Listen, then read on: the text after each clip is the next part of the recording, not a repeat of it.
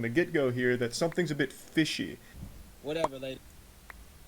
This lady's crazy. We're fighters. And if we want to have a baby, we'll have it together. We're getting the babies. Yeah, we're getting the babies. We're getting the babies. We need to put that on a t-shirt. We getting the babies. We're getting the babies. We're getting the babies. We getting the babies.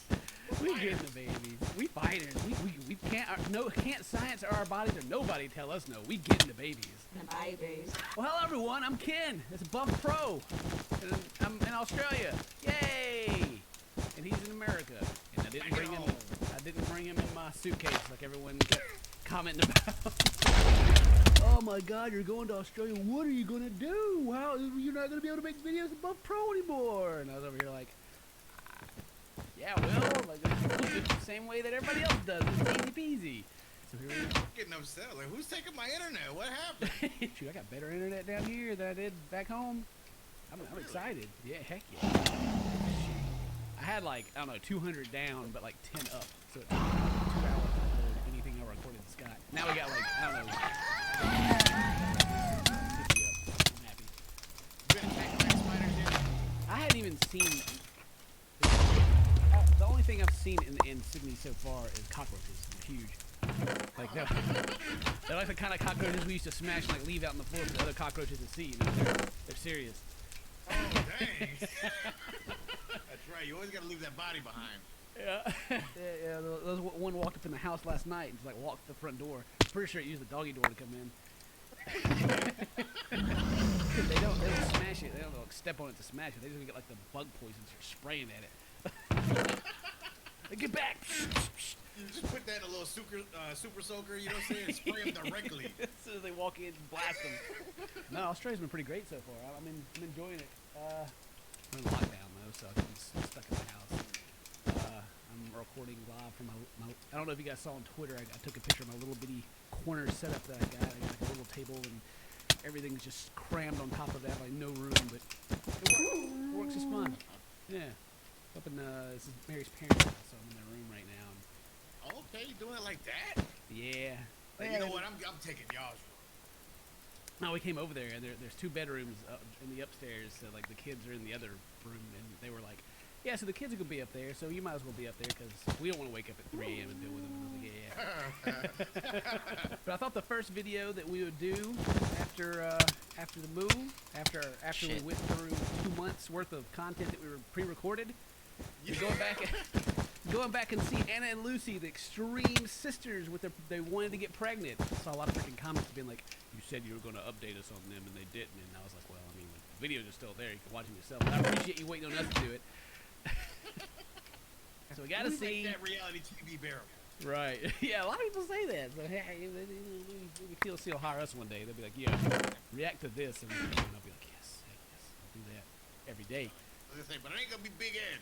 Nah, I heard that he's got a petition going against him or something to have him removed from the room, or just removed, period. Yeah, but I saw something yesterday where they're putting him on a whole nother show again. Yeah. It's the single life, and I'm like, no. I don't know exactly how TLC works, but I'm sure that they are just kind of secretly loving all the extra drama surrounding Big Ed, because it just means more people are going to watch and like hope that he crashes and burns, you know? Yeah. Oh man. So yeah, Anna and Lucy, they were trying to get pregnant. They're twins that finish each other's sentences. They want to get pregnant at the exact same time. Now they got the results. So let's check it out. I'm getting a bit nervous I and don't- anxious. Remember, don't get disappointed. I'm not. Remember, you were meant to calm us down. Mm-hmm. Don't get too nervous. No, I Yes, here they are pacing around with the boobs out in their room. The cameraman's peeking around the corner like, oh yeah, this is that good shot right there, focusing in. I'm gonna tell you right now, where is Ben? He's out getting the DNA test. That's what he's doing. He knows where the cameraman's at. Right? He's like, yeah, the cameraman's up there watching my girlfriend's pacing around naked. And, is this my baby? I've been kind of considering, like, from the first. We've seen these guys a couple of times on different shows, and I was like, well, I wonder if they're doing this whole sister thing, if it's like a coping thing, or if it's just they want attention. And I kind of decided it's both, because who walks around in the room with like a cameraman in their closet with their boobs out, you know, by accident? Right. and literally just trying to like match each other's words while you're doing it, you know, like this next scene right here, She's already staring at her, getting ready to pick out the words. Waiting Yes, she is. to get these pregnancy tests from Ben. We've got a lot of anxiety. Yeah. We think we're pregnant. We really want to get pregnant. We want to have, you know, babies. We don't. Cameraman didn't come out of the closet now. He's just out there with them. Yeah, he's just standing there. He's like, well, shoot, no idea where Ben is. Hey, hello. We're here in the bedroom. Oh, you in the doing? bedroom. Well, you know, it's like Friday night, spray tan night. Yeah. I still like that part. What are you doing? Get your boobs out for the cameraman. You know, it's spray tan night. Look, y'all cheating on me right now. That's going on. All right, I got the test. I got the test right here. Oh. Ah! So creepy. It is. Oh. Did he bring the DNA test in like a VHS tape? Like, you know, He's about to I record was his. kind, I never rewinded. He's about to record his interview for the Maury Povich show to see if he is the father. We've never taken a pregnancy test before. It is really magical how a stick can confirm if you're pregnant or not. It's so magic. That's how babies are made. It's magic. It's magic. No science involved. It's magic. They've never taken a pregnancy test before. Well, I mean, they're 35 years old, never had like a close call or nothing. Dang, they own it. Not many dudes are gonna want to put up with the both of them at the same time. It's what it seems like to me. I don't know. That would Okay. freak me out, man. Do you think it's a good sign when it's really pink?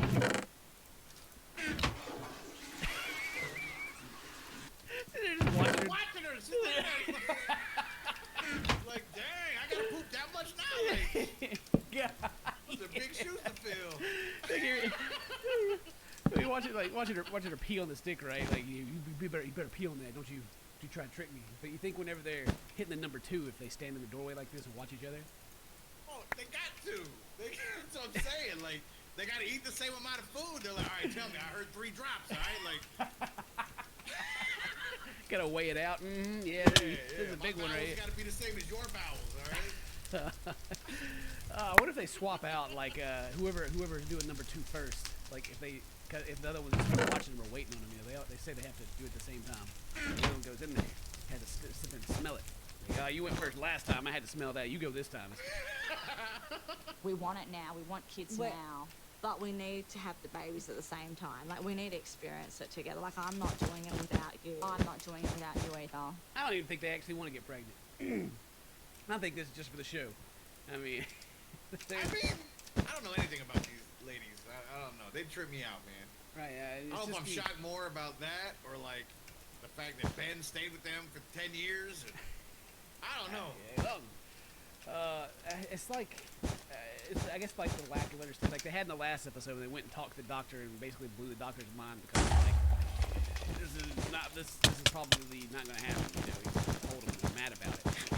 I'm assuming they've maybe already taken steps to not even have kids, but they want it now. We want it now, and I'm doing it without you. It's just very unrealistic to the point to where I don't even feel like they actually want them. They just want to do it for the show, so they have something other than themselves to talk about. Other than being twins. Yeah. Yeah. I like the theory. I like the theory. That's what I'm working with right now. I'm going out there with Ben don't want them kids either. So,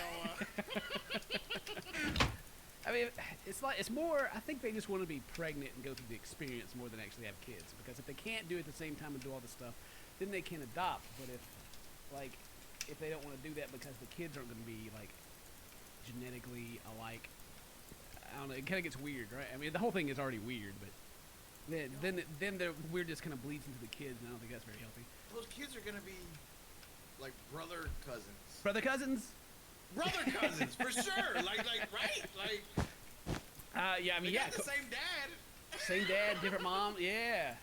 I think someone in the comments worked it out for us or told us what it was going to be like. That genetically, I think that they would still be siblings, like brothers or sisters or whatever, because the DNA pool is the same since they're identical twins.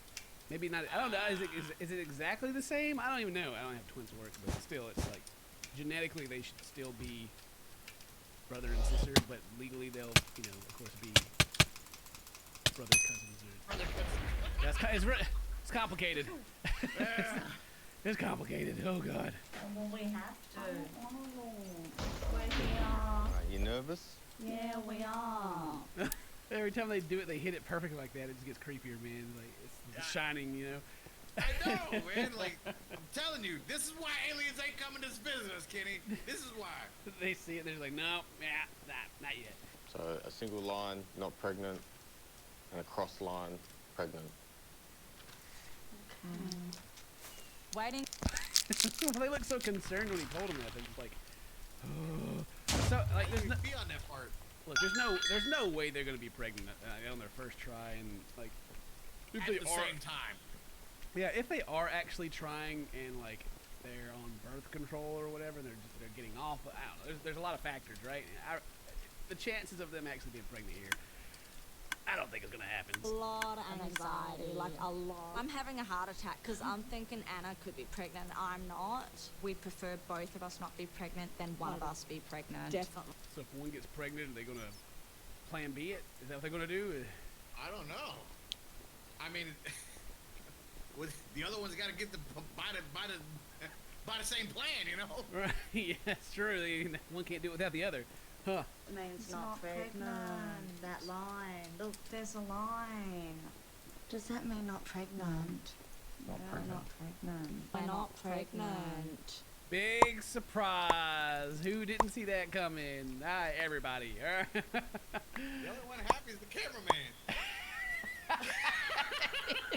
Whew, all right, dodge that one. Yeah, whoo, man. Oh, they were so nervous that they forgot the directions. Like right after Ben told them, like, all right, one line, Yeah. not pregnant, and they were like, the heck is this? One line. That line. There's a line. Does that mean pregnant? Does Pregnant. that mean pregnant? Hold it Hey. up like, man, I didn't even pee on that spot, man. Well, what is this? So they're not pregnant. Whoa, mind blown. What's next? They gonna like get married next? Probably. Is that the next step of their saga? We'll just keep trying. We'll keep trying. Don't worry I about love you. I love you. Love you. They're so crushed. What were their expectations? Like that they're just gonna knock it out of the park on the first try? They did tell the doctor very, very low possibility or probability, and they were like, yeah, we don't accept that. We don't accept that. No. Y'all, this is weird. This is unhealthy. They need to be individuals. Me. Why are they topless? Yes.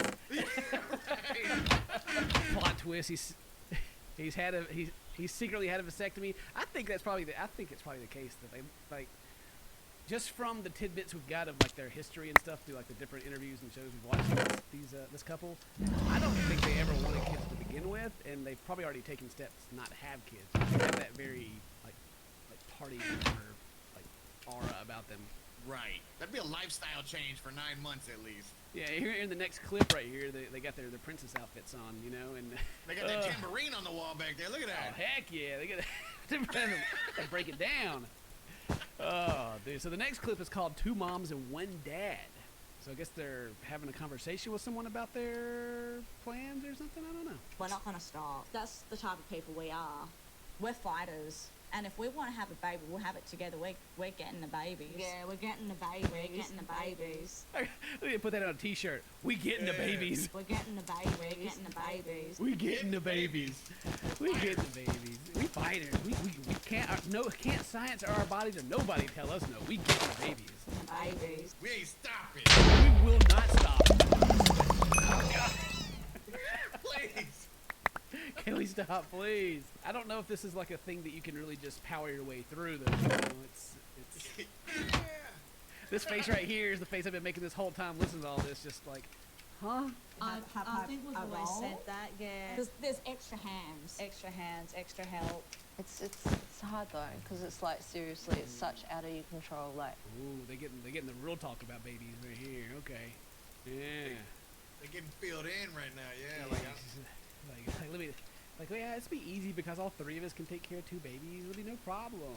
And the old girls here about to be like, yeah, but babies be wild, all right? Are y'all sure you want them? Even if for the one. Yup. I would go to the other one and she would go to the other one. Just get up together no matter what. Anna wouldn't just get up. Oh my God, they are never going to sleep again. I was gonna say that sounded terrible. Yup. 2 a.m. baby wakes up to be fed. Let's both get up. Okay. We take care of the one baby. We go to sleep for 30 minutes. The other baby wakes up. Let's both get up. Okay. Oh my God. Yep. Their whole like thing where they want to do everything together, with having 2 kids, if they're even able to have them, is so complicated. Right. It's so Right. it's so needlessly And I mean, complicated. the 2 babies could have, you know, different needs, and like, Yeah, what are they going to be like? Well, this baby pooped, but this baby didn't. Oh no. who's cleaning the poop, right? Oh, Like, I'll tell you no. what, you wipe once, I'll wipe once, all Yeah, right? well, that one's your baby. You wipe it, okay? Maybe it'll be a rift. Tear them apart. Things like that. We're just never apart. That will never happen. If we're gonna look after the babies, we're gonna do it together. If we're gonna have a shower, we're gonna do it together. Just don't have kids and just live your lives the same. Just don't do it. I was gonna say, at that point, it's about the kids, not you. Yeah, and yeah, exactly. The Like, other you. you have kids, your life becomes more about your kids and taking care of them, not your thing that you got to do for attention and get on interviews and stuff. I mean, I wouldn't feel, my God, this is my baby. Stay And away. then that's your baby. We would, I don't- think we would share this is- babies. We will share the babies. We're like a whole family. Huh? What? Excuse me? Can't have 2 moms. Of course it can. 2 moms and a dad, and you know, it's kind of interesting to watch when someone tells them something they don't want to hear, like, and they reject it. It's like an echo chamber for them because they just like start like reinforcing each other on however they do it. It's like if anybody, it's like what the doctor told them, and they were like they got mad about it. Like they're probably gonna get mad at these people that are trying to give them like real life advice because it's not what they want to hear. Like they already look mad Yeah. about it. They're gonna go outside and be like, "Yeah, no, I don't accept that. That's Yeah. that's like, awful." I mean, because really, like in reality, if somehow they pulled it off, right? Like Anna's gonna give birth to her baby, and I don't, you know, the other sister's gonna give birth to hers.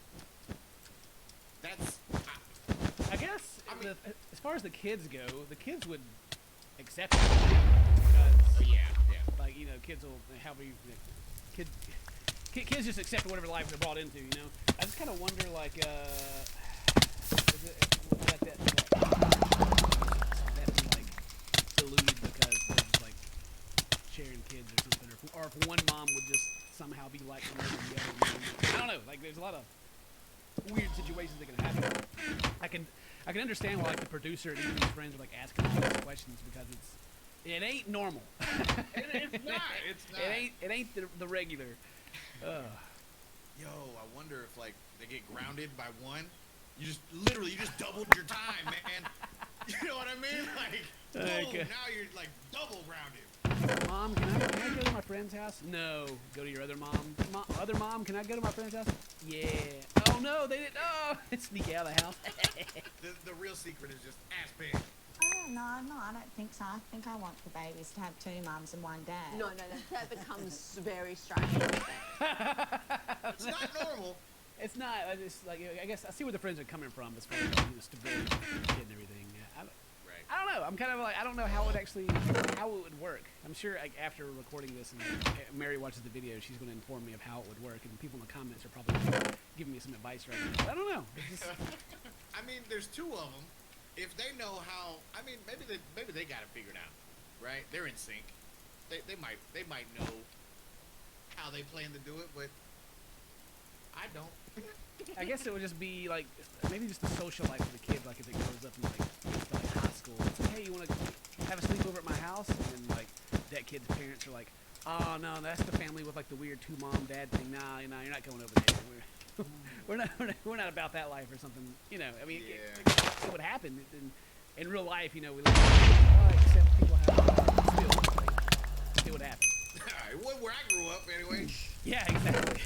Like, I I know think, at the end of the day, you know, legally. Oh my God, here they are. They're outside. They're mad about it. They're like, can you believe what they just said to us? Like, they grabbed the cameraman by his arm, you know, like, hey, yo, come with me. We Come got out, something come to out. tell You you. gotta tell you. They're in the backyard. I'm out here in the bush to tell you about this. It would be a lot easier, Easier. but I wouldn't have it any Neither other would way. I. So Neither I would wouldn't, I. I wouldn't have Of course it would be much easier. But the way we live our life is so much harder. I mean, It is. Yeah. It is so much harder. It's hard having a kid as just normal people. Like single, I shouldn't say normal people. I'm not, shame on me. But yeah, it's hard for anybody. And then that's my whole spiel for this whole video. It's hard. This is hard what they want to do. Yeah, they put it on. They put everything on super hard mode. This is. They're like those Twitch streamers that play a brand new game and immediately put it on the hardest mode. Like, where you don't even enjoy the game, you know? Oh, is that you? I feel attacked. Like every time when I get on Twitch and play a new game, I always get people being like, "So what difficulty is this?" And my response is always, "It's on normal difficulty because that's the way the game was intended to be played, and I don't want to hate my life playing the game the first time." Like they're just making their lives way harder than it needs to be. But I guess they enjoy it. Me personally, I would not. But yeah. I go and close the game out and restart that thing, and they don't ever see that. You put it on easy. It's like, we bust the secrets out of here of YouTube. People will be like, yeah, I'm gonna play on hard on YouTube. You don't know. You can't tell if it's actually harder unless there's like specific things the game does different, right? So they go put it on hard, and then they make that first cut. That game's back on normal. Like, Of course it would be much easier. But the way we live our life is so much harder. I mean, without Anna, I feel I don't exist. No. I don't know if that's a blessing or it's inspiring.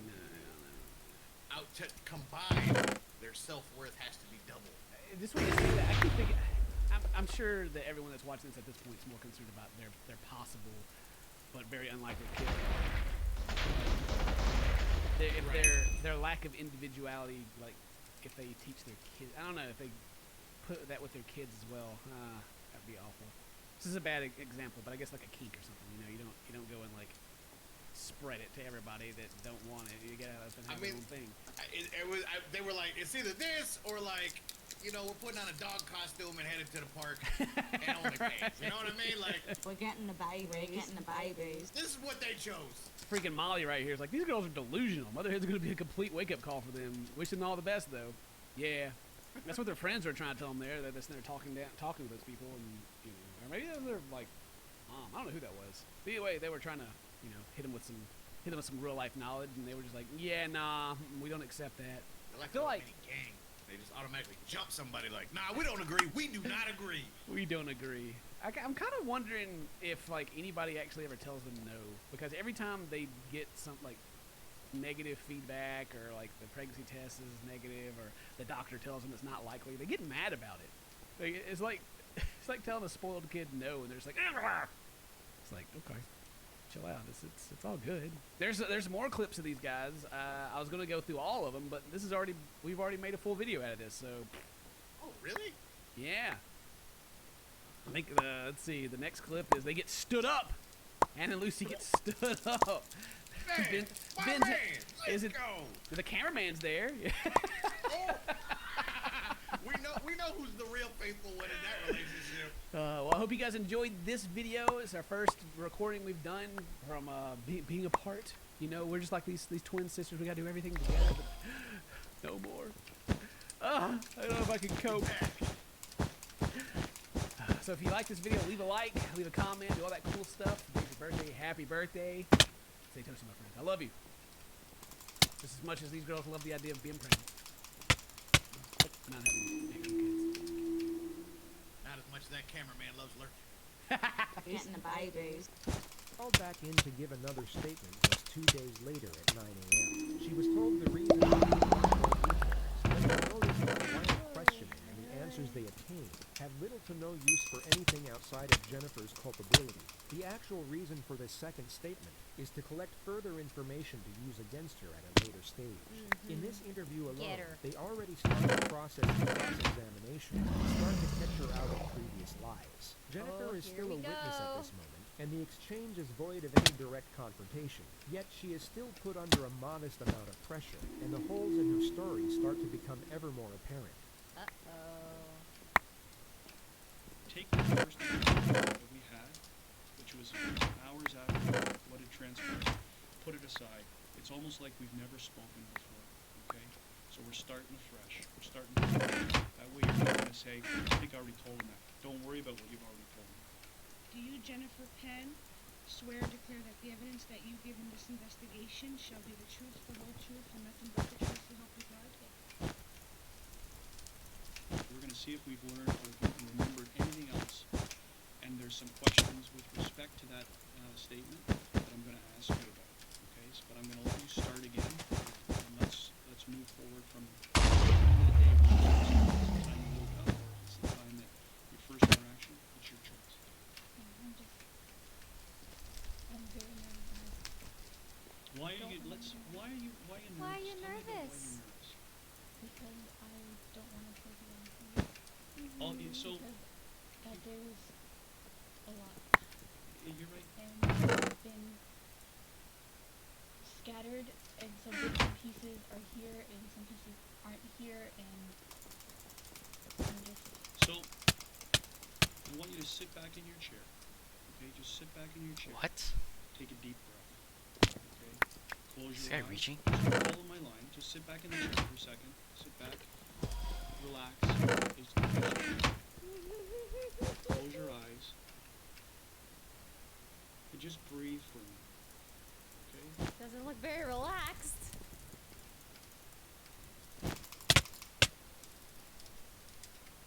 Okay, gotta The get most my story curious straight. detail you've probably come to notice is this. It's known as a self-pacifying gesture. A person who does this is most often uncomfortable and sometimes fearful of what lies ahead. It's a coping mechanism to dissipate stress and Hungry. I woke up, had some breakfast. She practices on the piano, studies piano history, plays games on her phone, and speaks with her friends on Facebook during the morning hours. Her mom leaves to visit her grandfather at around noon and returns at 3 p.m. to prepare dinner. Her father comes home at around 4:30 from work, and dinner is served 1 hour later. Her mother leaves for line dancing at 7, then returns at 9:30. Jennifer at this point is in bed talking with her friend on the phone, and her father is in the computer room. She then hears her mother loudly call out to her father. What is she saying? She's calling him by his name to come down. Okay, so give us verbatim. What do you hear her saying? Infinity. I someday.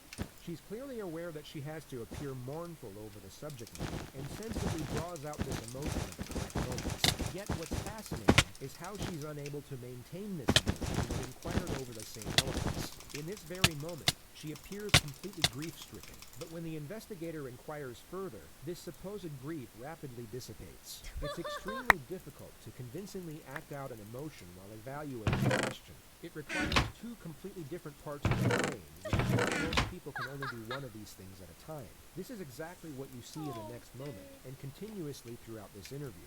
What does that translate to? Can't multitask. This is my father's name, Han. Come down here. Does she say anything else associated with that? I can't hear clearly because, like, I was on the phone, the TV was on, but that's what I heard. Is she yelling, or is it normal? It's a loud. It's like she's not yelling, but it's a loud tone. She then hangs up the phone with her friend once she hears the commotion. As I'm hanging up the phone with him, I hear footsteps on the floor. Okay. But they're not. They're heavier footsteps than what is to be expected. Plus from one, minus one. Plus one, Jennifer minus one. hears unfamiliar voices, so she opens her door to investigate.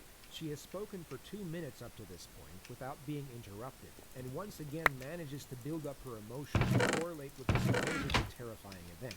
Yet as soon as the detective interjects with the What the question, fuck? we once again see this emotion dissipate. I peered out, What? and there was a person in what would have been my brother's room. And where's your brother's room? Just a little bit down the, like I could see from my doorway to his door. Just a little bit down the hall.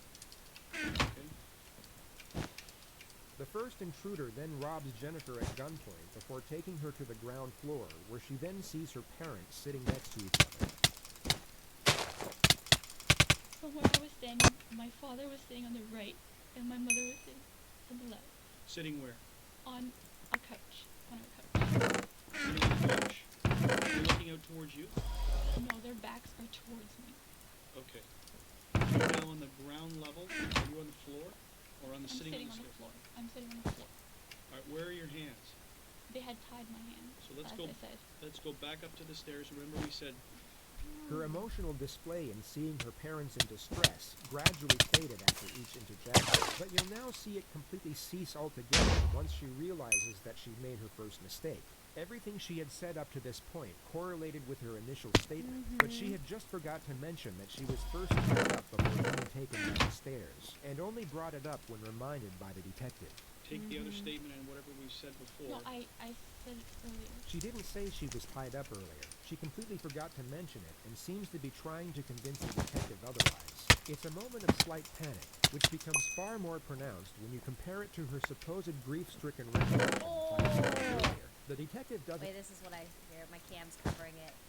Fake sorrow, genuine panic.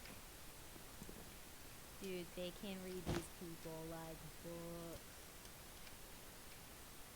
challenge this, as it can be used against her at a much later stage, and the main objective at this point is to collect as much conflicting information as possible. Okay, then let's get back to that area. I think you might have touched on it. We went back into the description. So where do you get your hands tied, and where does the string come from?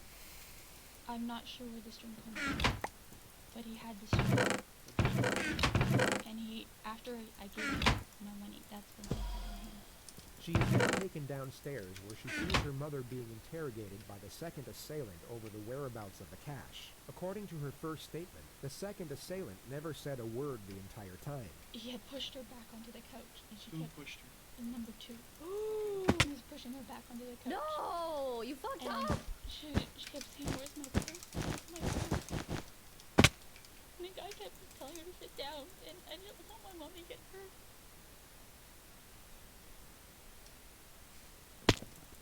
How many times does she get up and get up?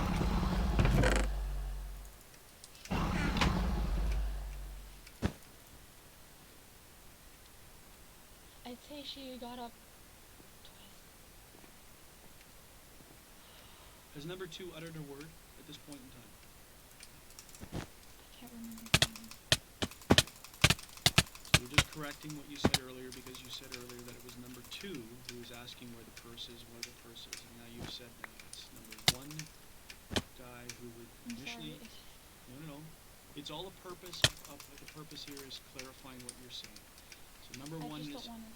Number 1 is the one who's doing the talking about the purse. Number 3 is focused on your dad. Jennifer continues to make contradictions and is forced to correct herself multiple times after she notices the puzzled gaze from the detective. He inquires over the appearance of assailant number 2, who is wearing a hoodie according to the first statement. You get a good look at number 2 now of what he's wearing? All I could tell was he had a vest, and his face was like a long oval face. He had a Hoodie. Dark hoodie. Okay. Did you see them recover anything inside your mom and dad's room? I did not see anything. Are you sure? Because when we spoke the last time, there was some mention of some other money that went missing.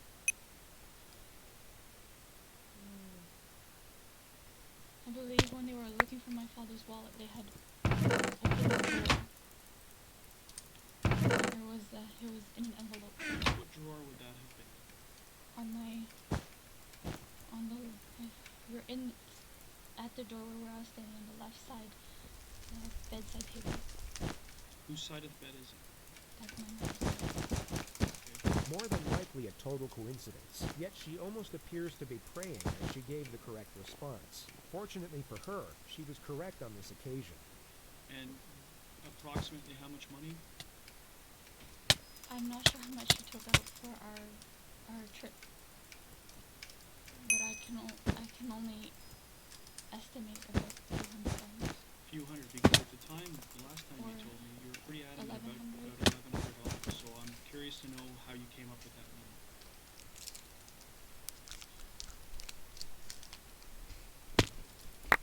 I believe because we were at the border, we stopped at the duty free. One of us decided to use her U.S. currency or her U.S. currency or her Canadian currency. So it was at that time you remember hearing $1,100, and that's what is that the inference you're saying is that because you're pretty solid saying that it was $1,100 that went missing that was taken, and that you saw it when we spoke, and who took it, who took possession of it.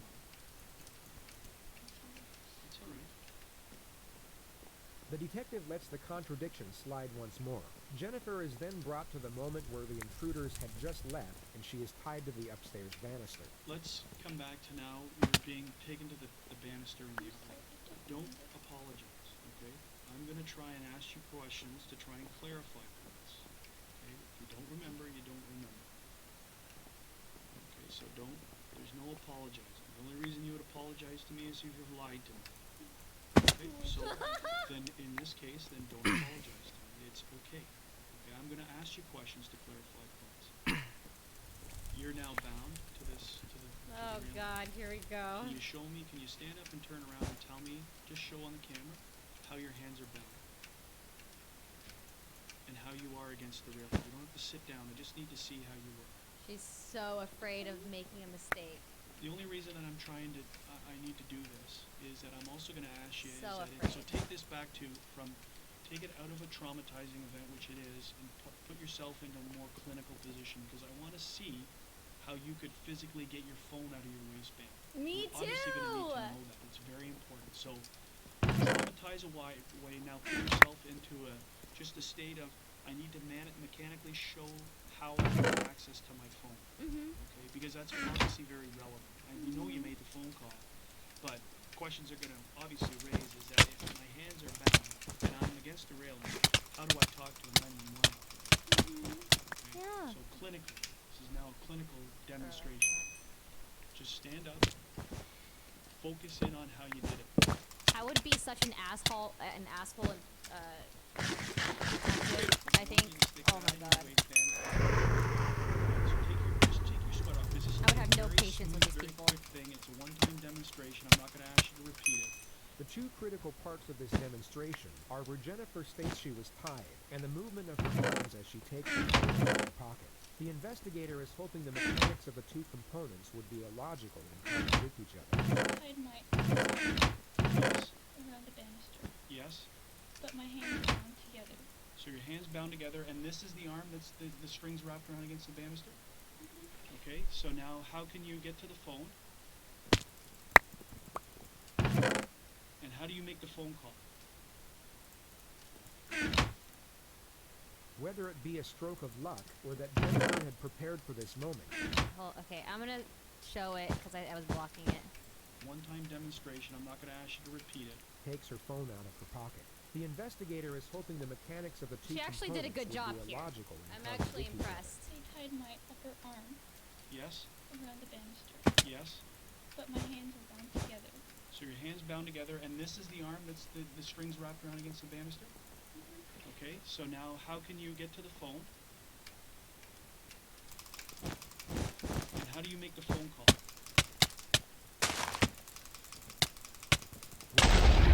Jennifer had prepared for this moment. This actually made sense. Yeah, it Had did. her arms gone left, or the point of restraint been below the elbow, none of this would have been possible. It's perhaps I wonder the if single she moment just where Jennifer's winged statement it. was somewhat beneficial to her defense. We know Jennifer was tied up when police arrived, but the assumption was that she had her phone in her hands the entire time and wouldn't have had to retrieve it from her waistband. She can now argue that this portion of her testimony is genuine. And do you talk down like that? Yes, I'm yelling at the phone. How can you hear? I turned the volume on max. Yes? So that's exactly the way that you're talking to her against the railing. Okay, that's good. Sit down. Jennifer is then brought back to Wow. the moment just before she heard the gunshots. At this point, I started hearing my parents get up. And they're moving. And my Oh, mom's God. yelling, "Where's my daughter? I want my daughter. Where's my daughter?" I'm yelling, "Mom, I'm here." Jennifer, I think she's sad out of pure guilt. you just Wait, do you Take think a she's guilty? Like feels guilty for You'll what she notice did? that she doesn't wipe her eyes or blow her nose, just buries her face in the tissue, which the detective later testified remained completely dry. Oh. okay. Oh. So we're now down in the basement. They're down in the your parents are down in the basement.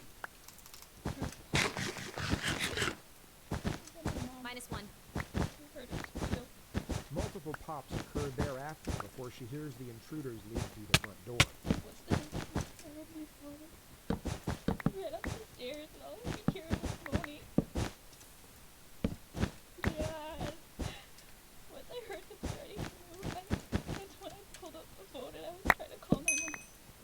This is untrue.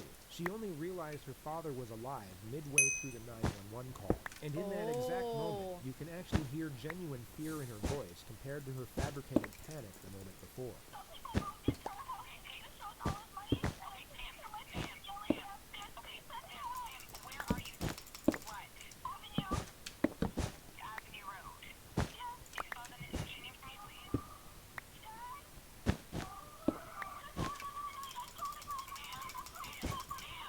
The final part of this statement it's so is hard to collecting listen to. information to set up the main strategy for Jennifer's interrogation that will take place 10 days later. They go through Jennifer's past and gather intel to lay the foundation for what's known as the Allen Pie solution, which will be a What I want to do now is I want to go into the past, okay?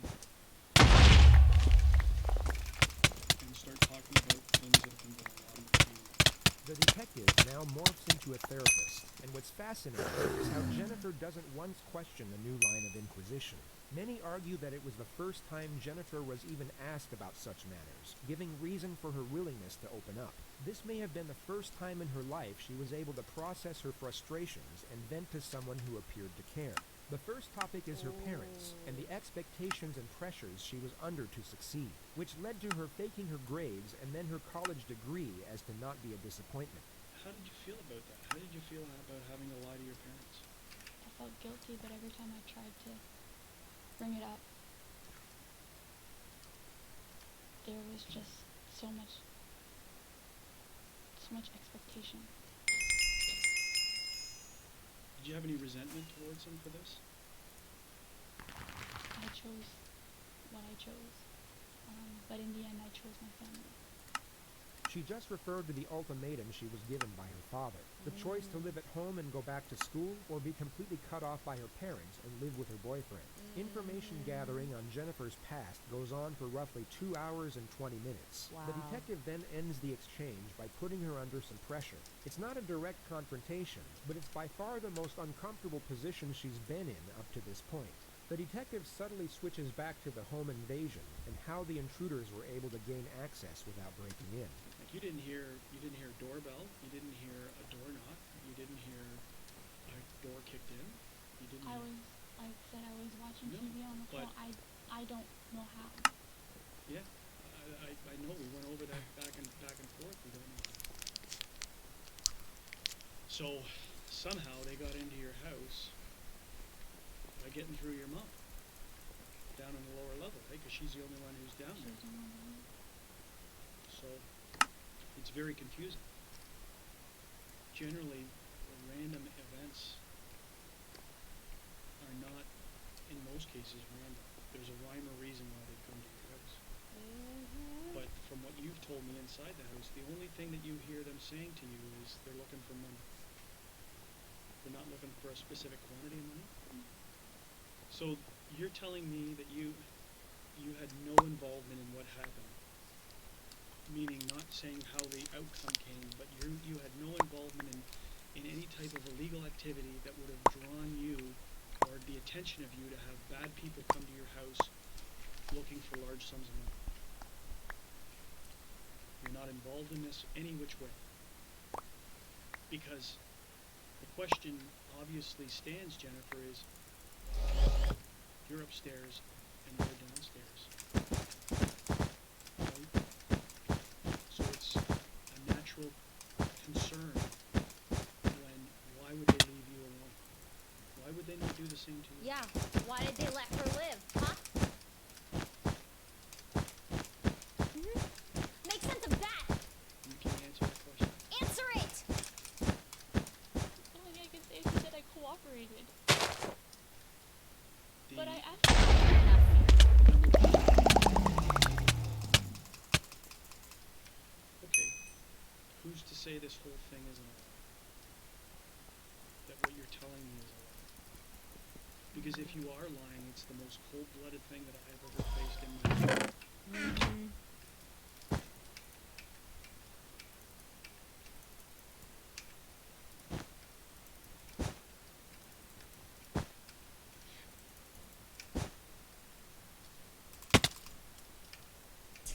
Get her out There's of my nothing that sight! you've said to me today is a lie. She can't even That's say another it! very difficult Okay, question. okay, calm I down. won't ask you. It's an obvious one.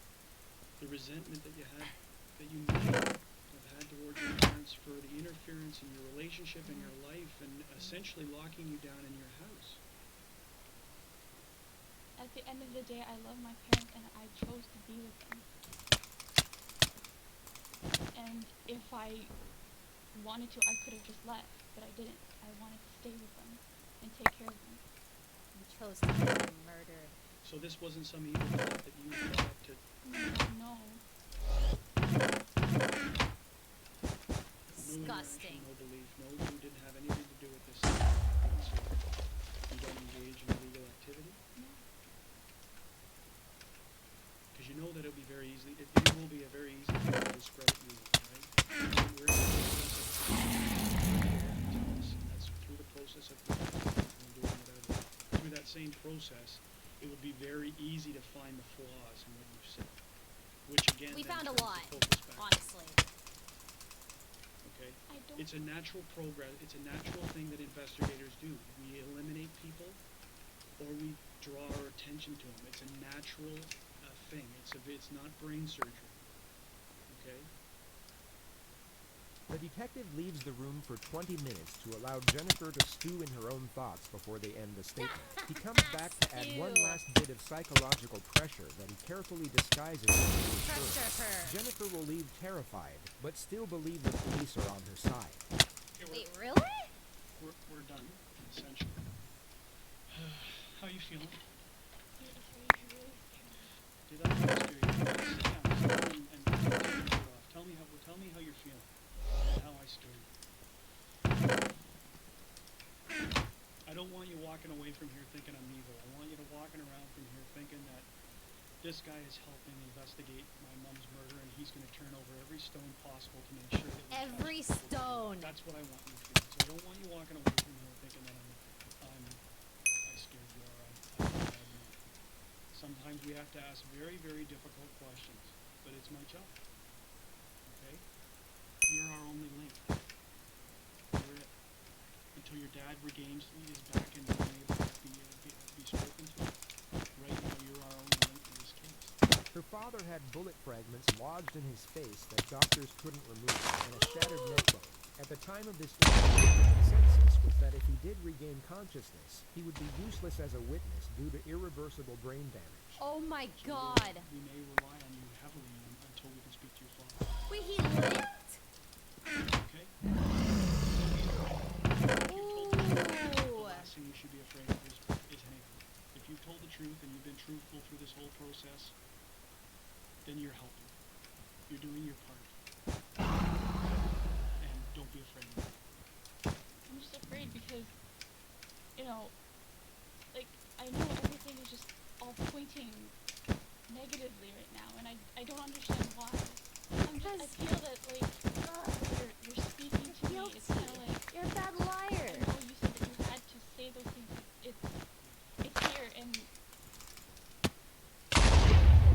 official since yesterday, but there's, like, ideas in my head, Yeah. and I'm afraid to say it out loud, but Ideas about speculation of what happened, how it happened. Unfortunately, at times some of us have to point the finger, seem like we're pointing the finger, and it really is just to provoke you to see what you're going to do, how you're going to respond. Okay? So, it's only a question, and it's been answered, and if you've been truthful, okay, you have nothing to fear. Absolutely nothing. Yeah, why are you so scared, huh? Police kept Jennifer under close observation from this point forward. Surveillance detail was assigned to track her every movement, and she was even monitored at her mother's funeral 3 days later. According to reports, she was emotionless the majority of the time, only showing what appeared to be feigned grief at certain moments. She never shed a single tear, and kept her eyes to the floor or completely shut for the entirety of the service. Jennifer's father had in fact awoken from his induced coma the day prior, and miraculously seemed to remember everything from the night of the incident. He would give an official statement in secret on November 16th, and multiple parts of his story contradicted what Jennifer had told police. The most significant detail was that she was never tied up, but instead walking around freely and talking with the intruders as if they were friends. He actually spoke with Jennifer over the phone, but was informed by investigators to act amnesic and not to confront her, only to ask her if she thought her ex-boyfriend was behind it. She stated that she was almost certain he wasn't. The only issue with Han's statement was that he had suffered minor brain damage from the gunshot, which could be used by a defense team to refute his testimony in court, or even get it thrown out altogether.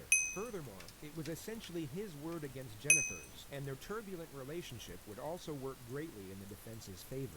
York Regional Police knew they needed a confession for the best possible chance at securing a conviction, so they assigned their most experienced investigator to conduct Jennifer's interrogation. She was called back into the Markham Police Station on the 22nd of November at 2:30 p.m., a week and a half after the incident took place.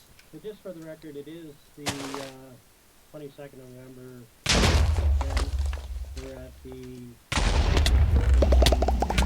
Markham. My computer right now says Can't believe her 2:39 father lived in the afternoon. and remembered. Just for the record, my name is Detective William Gates. Hi, William. What do you like to be called?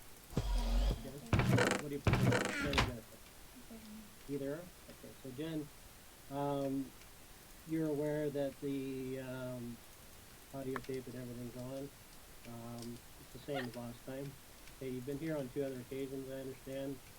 On the 9th of November, and I believe again on the 11th of November. Is that correct? Okay. And do you know why we're here today? Yeah, regarding Your crime. Your crime!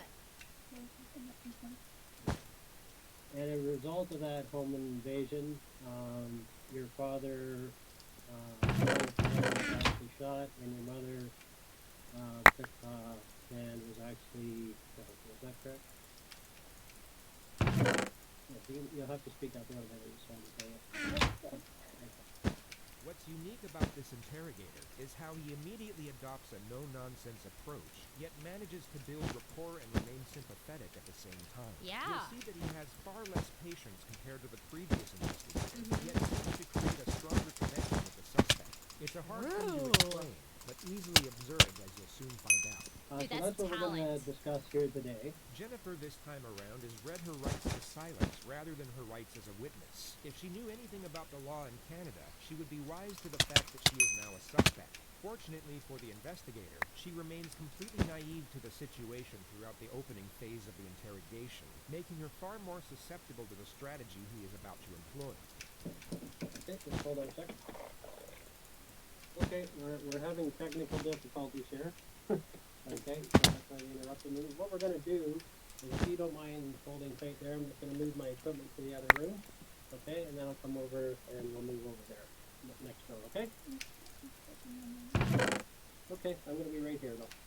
Okay? With respect to interrogations, it's common knowledge that the psychological manipulation begins before a single word is spoken. The physical layout of the room is designed to accelerate the sense of discomfort and isolation, and it's fascinating to observe how each interrogator has their own unique methods of setting the tone. Knowing how this interrogation plays out allows us to realize this detective's procedure. The considerable distance between the suspect will keep her relaxed enough to be influenced by phase 1. But this same distance will intensify the pressure once the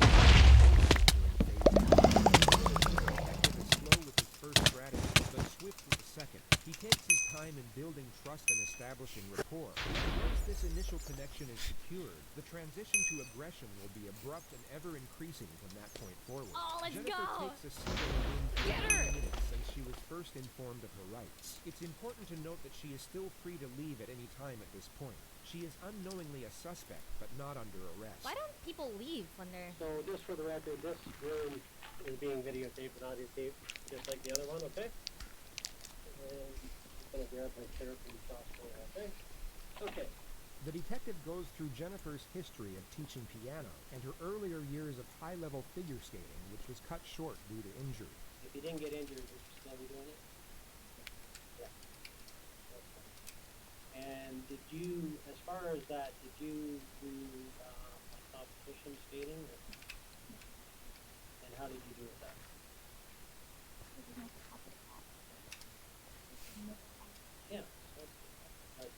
actually enjoy it. It's more than just going for competitions and going I would have fun. Okay. All right. Do you have any students right now? And why not? I think I would. Okay. You did.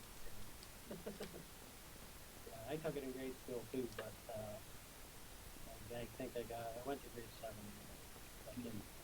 When I was in grade 7, stopped. Still remember swans on the lake. The detective then goes through Jennifer's work history as a server before touching on her future plans in education. Jennifer mentions that she plans to go by her parents' wishes and pursue a career in healthcare, at which point the primary strategy is initiated, the how and why solution. The detective gradually begins to shift the blame away from the suspect and onto another set of circumstances that prompted the suspect to commit the crime. He starts developing a theme that will afford her a psychological justification in doing it. And this theme will be further established as the interrogation progresses. It starts off subtle so that she remains oblivious to the agenda. Now, if you could pick any job yourself, I'm not talking about anybody else, but if you could pick for yourself, what would it be? Maybe trying to show when I come home. So maybe I might like to have a simple, maybe like a math technician job. Work 8 hours a day. This is an answer the detective was hoping for. Jennifer's preferred career choice is at odds with what her parents wanted, so he now builds on the concept of the overly controlling parent and the unfair limitations it causes the child. He then links this concept with the subject of Jennifer's boyfriend and how she was kept from seeing him. Now, eventually you were discussing Daniel. What's happened with that relationship? I hate it so much. I didn't do it. Okay. Also found out they didn't like the fact that I wasn't.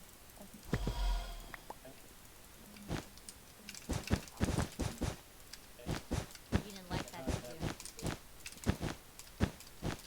How did it make you feel, Jennifer? Just what, Jennifer?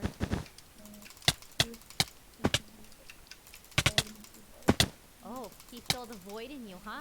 So very important, huh? When you broke up, you felt part of missing. Is that what you're saying? When they first told me to talk to me, that would have told me. How did they find out?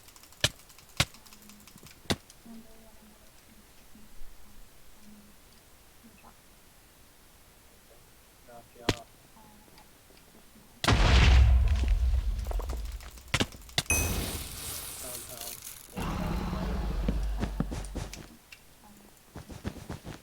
That gave it away.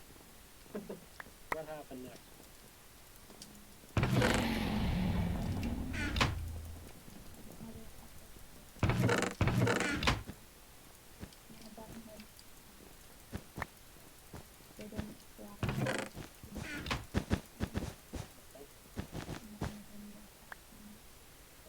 So you were told to stop seeing. So what happened then? First I talked to felt really confused and Jennifer then goes further detail how she played on the Okay, I'm gonna be honest. Listen, chat. We are psychoanalyzing a murderer that killed her parents, and it's kind of weird that you guys are spamming that I'm pretty. I feel like it's a little, not the place and the time to be talking about my appearance. But I understand the intention, but, it's a little weird timing, isn't it? It's kind of weird. And it's kind of weird. So, yeah, maybe we, I don't know, focus more on the, this. I don't know. Okay. the relationship in secret and how it became more and more of a struggle hiding. I appreciate it, but what the fuck? How is Daniel okay with it when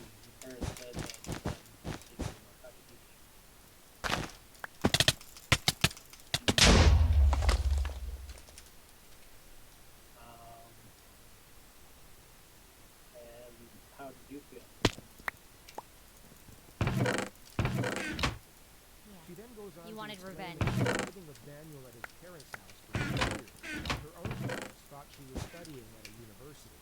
And his parents were, I guess, more liberal than your parents. Yes. And they recognized that you loved each other. Jennifer recounts how she bought a fake diploma for $500 to show her parents, and the many other avenues she went down to keep the lie going.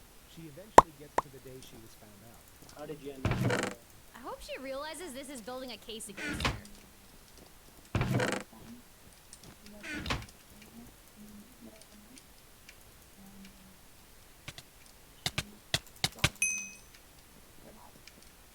What day it was,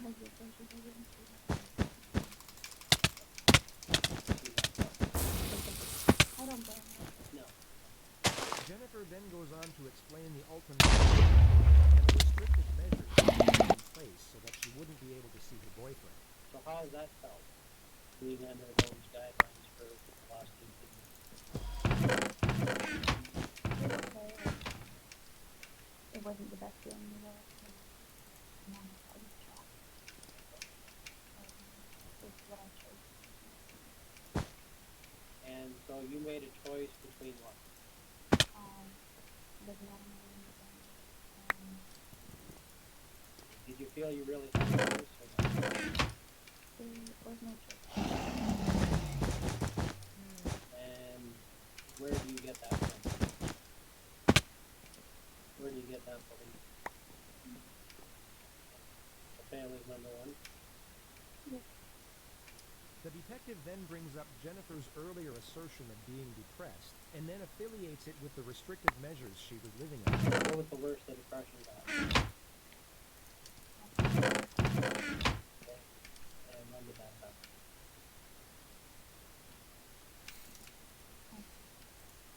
Where did you cut? How many cuts did you cut? None?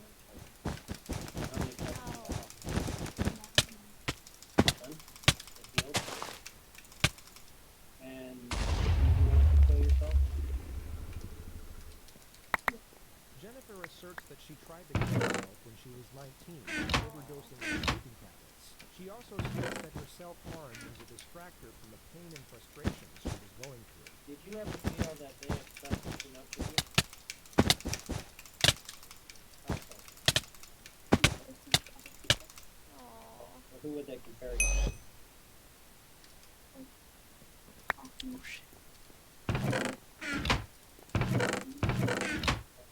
And so some of them have been successful recently? Yeah, her foot's wildin'. And what did they say to you? Is that Morse code? With her foot? That's pretty hard, no? That's safe for you? I put on my life. Nothing. Did you ever feel like, I know you're smart, and they believe you're very smart, but did you ever Girl, feel you weren't as smart? she as built they a thought? case against her by admitting all of the Get that things. feel. Like there's clearly resentment and Pretty reasoning. tough to live up to their expectations. Okay, like, Idiot. your dad ultimately would like to see you be like a doctor. Those were pretty high standards. Yeah. High Anybody. standards, huh? Not everybody can be a doctor, Nope, not everyone. okay? But they may have acted like you could have done it no problem. Their expectations were so high that few people will be able to reach that expectation. I'm not just talking about you, I'm talking about anybody. And it started at a young age. The detective further explores the stresses of living with overly strict parents, and Jennifer explains in Yeah, further she's detail nervous the 'cause way she's she a would criminal. cope, which for the most part was She's lying about guilty. her grades and living a double life with her boyfriend. How did it feel having to lie to them all? Yeah, so you didn't want to lie to them anymore, huh? You took them out! They always look down. I'm sure there were days when you actually planned that this is the day I'm going to tell them, but then you just couldn't spit it out. The open strategy of the Heroin Lie solution has now been executed. A connection has been attained, and the desired narrative established. The next phase of the interrogation is about to commence, which is first set up by a two-step strategy. Step 1 is to induce fatigue. Step 2 is to induce fear. It's Now, time. when's the last time you spoke to your dad?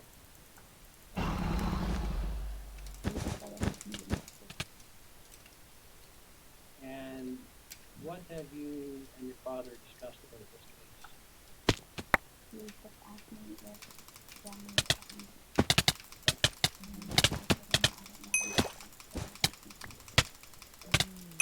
Why would he ask that? because you guys talk about music and Oh my What do you god. think about that? What do you think about that? I know he's moved on.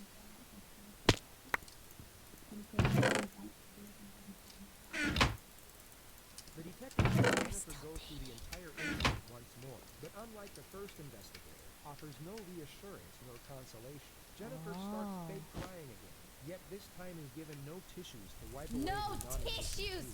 tears. Now, you think there's any reason why they tied you up and didn't tie your parents up? What? Why? Huh? Why? Huh? Why? Huh? Why? Huh? You know. You know why.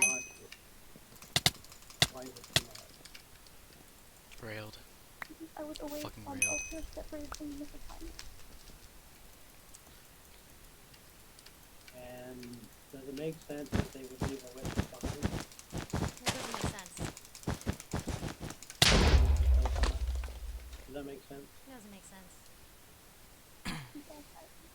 But just No, think make of it make sense. But it makes sense for somebody that is going to kill somebody to leave a witness behind that could describe it.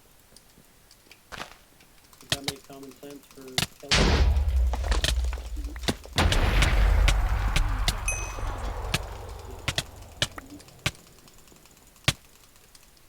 You think that was a mistake they made then? I don't know, the text messages are running out of time. It doesn't take a long time. It doesn't take time to kill ya, does it? I don't know. Jennifer's Oh my dramatics God. intensify as the discussion of the home invasion continues.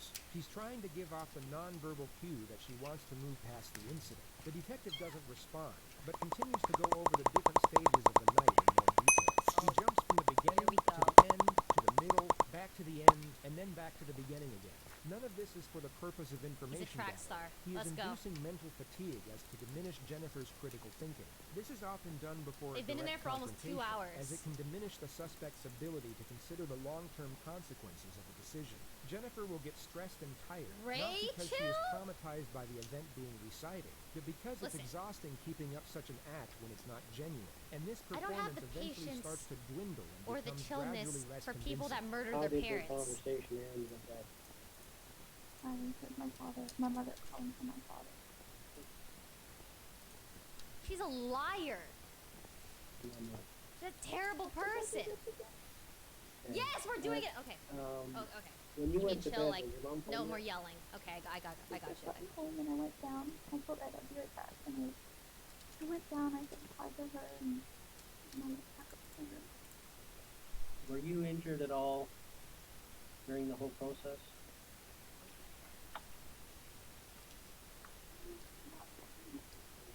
Not really anything? Step 2 of the confrontation setup will now commence. The detective employs It's what is fear known time. as the futility technique. He will tell Jennifer that he has an abundance of resources at his disposal, and even fabricate much of what he asserts. He's indirectly telling the suspect it is useless to resist due to the overwhelming evidence against him. Now, It's time.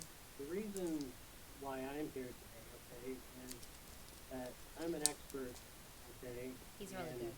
what we call truth verification. I talk to thousands of people, okay, and I Very social. basically know when somebody's not being straightforward, okay. I can tell by the language they use, how they answer the question, their body language, how they treat the question, that something's wrong here, okay, this doesn't make sense. The detective then gives Jennifer an 8-minute narrative on police tactics and forensic technology, some of which is embellished, but for the most part true. He then asserts that police are able to use infrared satellite imagery to see the occupants inside a household. This is entirely false. She was playing with her hair And that whole time. basically, if people are moving around in a house, it's like an X-ray, okay? And basically we're able to tell, are those movements and are those actions, that number of people consistent with the story that we control? Are the people in the positions that the witnesses are telling us they were, or are they different? And if they're different, why are they different? That's a question you have, right? And so at the end of the day, okay, there's so many resources available to me, that at the end of the day, I'm going to know a person's about to initiate the confrontation, but first brings the entire setup full circle by re-establishing the notions of reasoning and rationale. The suspect is fatigued and scared, but still needs to feel the detective is on her side. Now, I can tell you that nothing surprises me in this job, okay? Desensitized. I am well aware that anybody on this earth is capable of making a mistake, okay? I don't care who they are. I don't care if they're a priest. I don't care if they're a school teacher. I don't care what the situation is. Given a certain set of circumstances, everyone has the capability, Jennifer, of making mistakes. Doing the wrong This thing. wasn't a mistake, though. It was planned. The key, though, when I talk to people is when they made a mistake, okay, that's one thing, right? You should not keep making the same mistake. And to get that information out and get it off your chest. Okay? You understand what I'm saying? Get it off So, your chest. at the end of the day, from this case, and I can tell you I've spent literally a week on this case, going over information after information, accessing all those sources, speaking to every other expert on the case. And at this point, Jennifer, I know that you've not been truthful with the police. Ooh! Okay? You. Oh my god. Perfect. Spent Closest a distance is considerable time. amount of time in the last 7 years telling half truths. And I can understand why. Okay? Wait, it's You've taken had him a tough 7 life. years to get this point? What's happened to you, to me, equates to abuse. And all the stresses that you've had and the forced to lie, I can understand why you did it. Okay? This guy's And you're good. in another situation here where you're under another tremendous amount of stress. And it doesn't feel good inside, does it? It breaks down the person that you are. Because at the end of the day, you're a good person, I know that. You've got a good heart. In this case, though, you've made mistakes. I don't know about that Okay? one. And you're involved in that. Okay, there's no question about that. The only question But he's right telling now her what she needs to hear. is, are you going to keep making mistakes?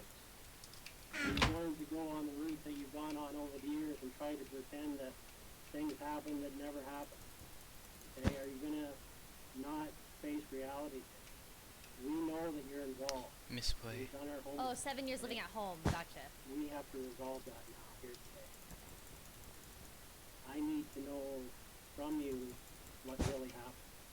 And I know why this has happened. You have spent Grilled. your whole life trying to live up to expectations that you can't make, okay? And that stress the hell out of you. You're a 24-year-old woman being treated like a 15-year-old. Wow. You never had a accident in your life, but 24. you're being treated like you have. Wow. You're not being treated like the adult that you are. You have to make some mistakes to feel. You're not the first person that has gone out and not told their parents that they're dating a guy, because in your culture they don't accept it. I understand it. I've talked to people in here that have kept that secret for their whole life from their parents. Okay, so that's not normal, but that puts a lot of stress on you, right? It's not easy for you, is it?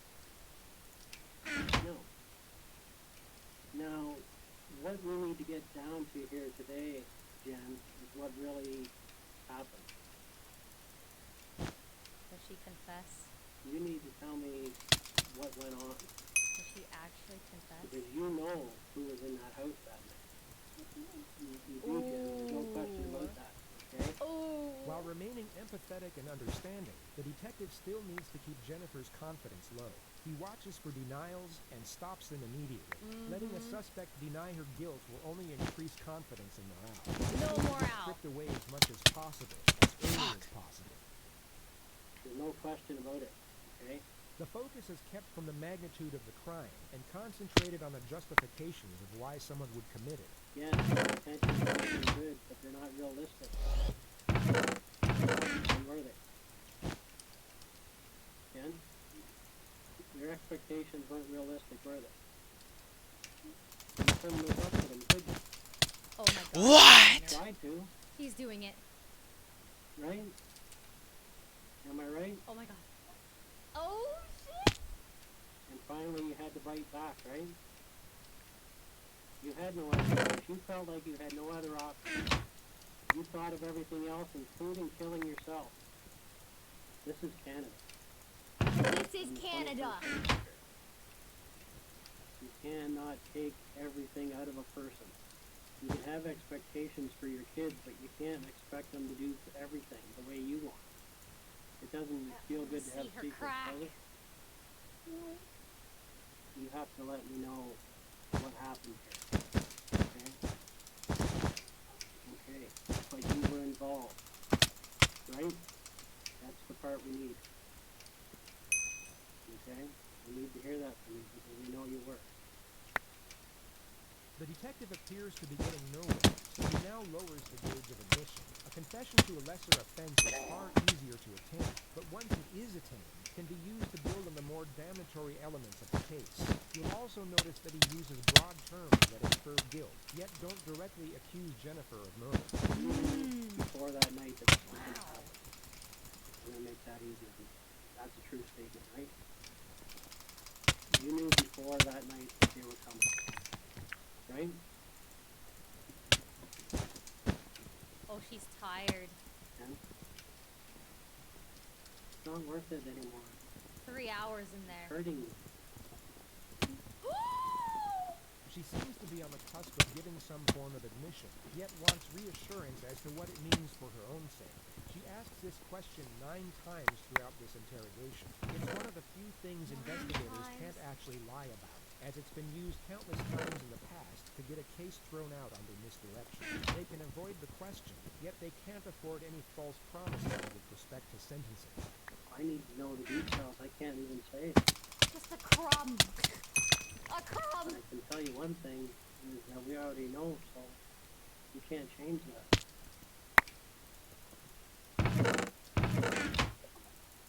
You did. But he got too far ahead of you, right? You didn't think this far ahead, did you? No But response. once they started, once they came in, you couldn't stop it, could you? Oh Could you? shit. Yeah? Hmm? I know. Why didn't they stop doing it? Oh my. Hmm? Shit. Fucking retard. But you were part of the planning, right? You have to tell me that part, and then we're gonna work through it together. You know what I'm saying? You didn't want this, you wanted to stop it, you have to prove that to me now. Because at the end of the day, we have to stop this crumbling. from happening to someone else. Right? Again, we're gonna have to deal with it one step at a time, right? I'm gonna be honest with you. Her stress is need on to a know whole what nother you level. A crumb. And then you and I are gonna work through this together. And the most important part of this whole thing is that we do the right thing for your mom. Right? I am her voice right now. I'm working for your mom. That's my job. Aww.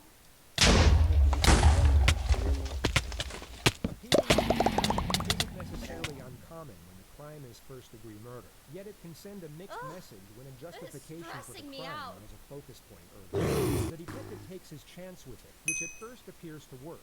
Jennifer initially responds in a poignant manner, but you'll soon come to notice that her empathy, alongside her concern, is solely focused on herself. So we gotta start. True. She only cares about herself. I don't know at this point. Selfish. Okay, because I don't know what you're gonna tell me other than that you were involved. But I need to hear it.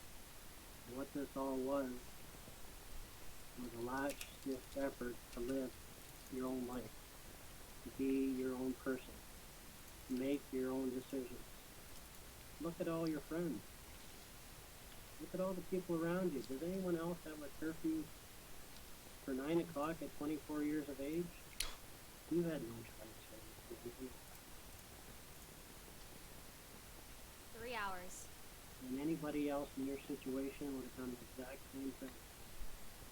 The only thing different is I would say that they've done it a lot earlier.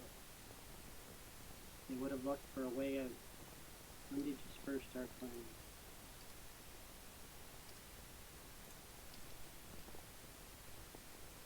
When was the final straw? What was the final straw?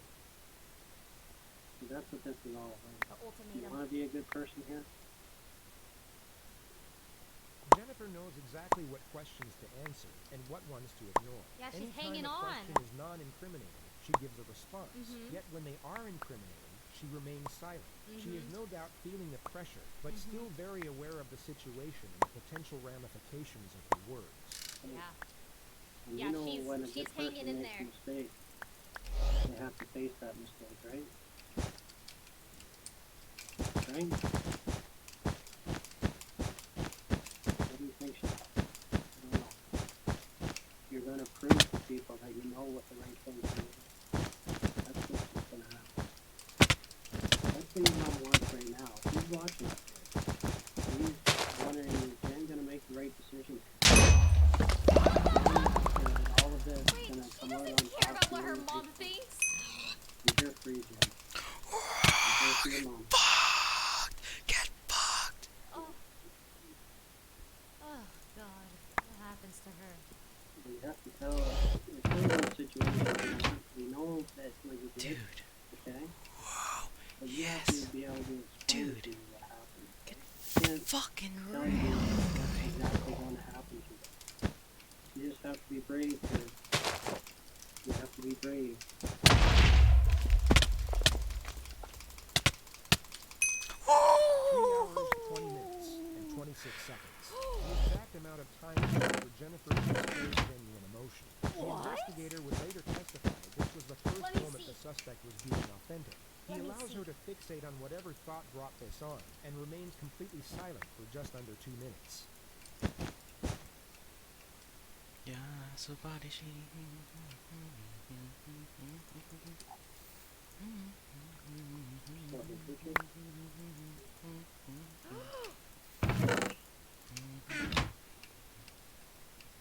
She said,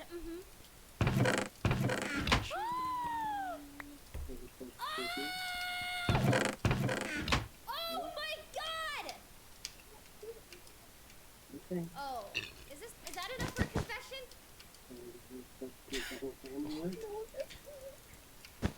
What went wrong? Wait, oh God. The detective now has one foot in the door. It's not an Yeah, outright confession, but Jennifer The has door's now open admitted now. to planning the home invasion all along. And although she asserts that she was the Oh, that's a intended confession. target, while her parents were meant to be spared, the information she has now given is enough to place her under arrest. Jennifer is no longer going home after this interview. The detective now presses for more information on the amended storyline. It's essentially step 1 of day 1 all over again, but from a more powerful position. He knows she is still lying, and now locks her into as many lies as possible within the new narrative. What happened? Why did it change? What do you know? How come it was supposed to be you?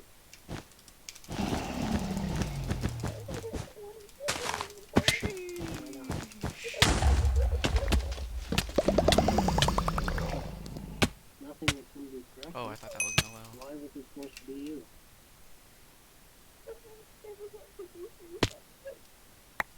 Why did it happen this way?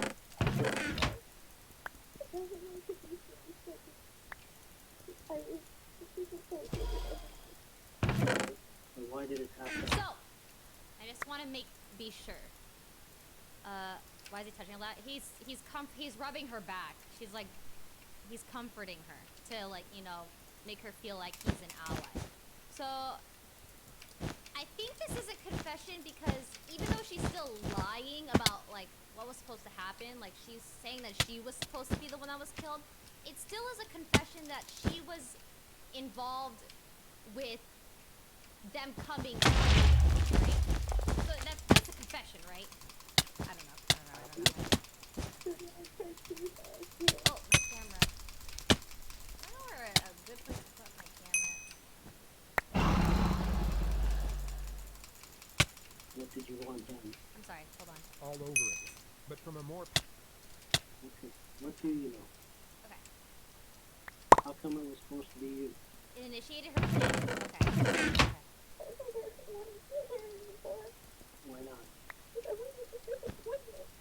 Okay, you made mistakes, but nothing that can be corrected.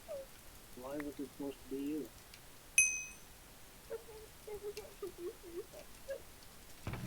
Why did it happen this way?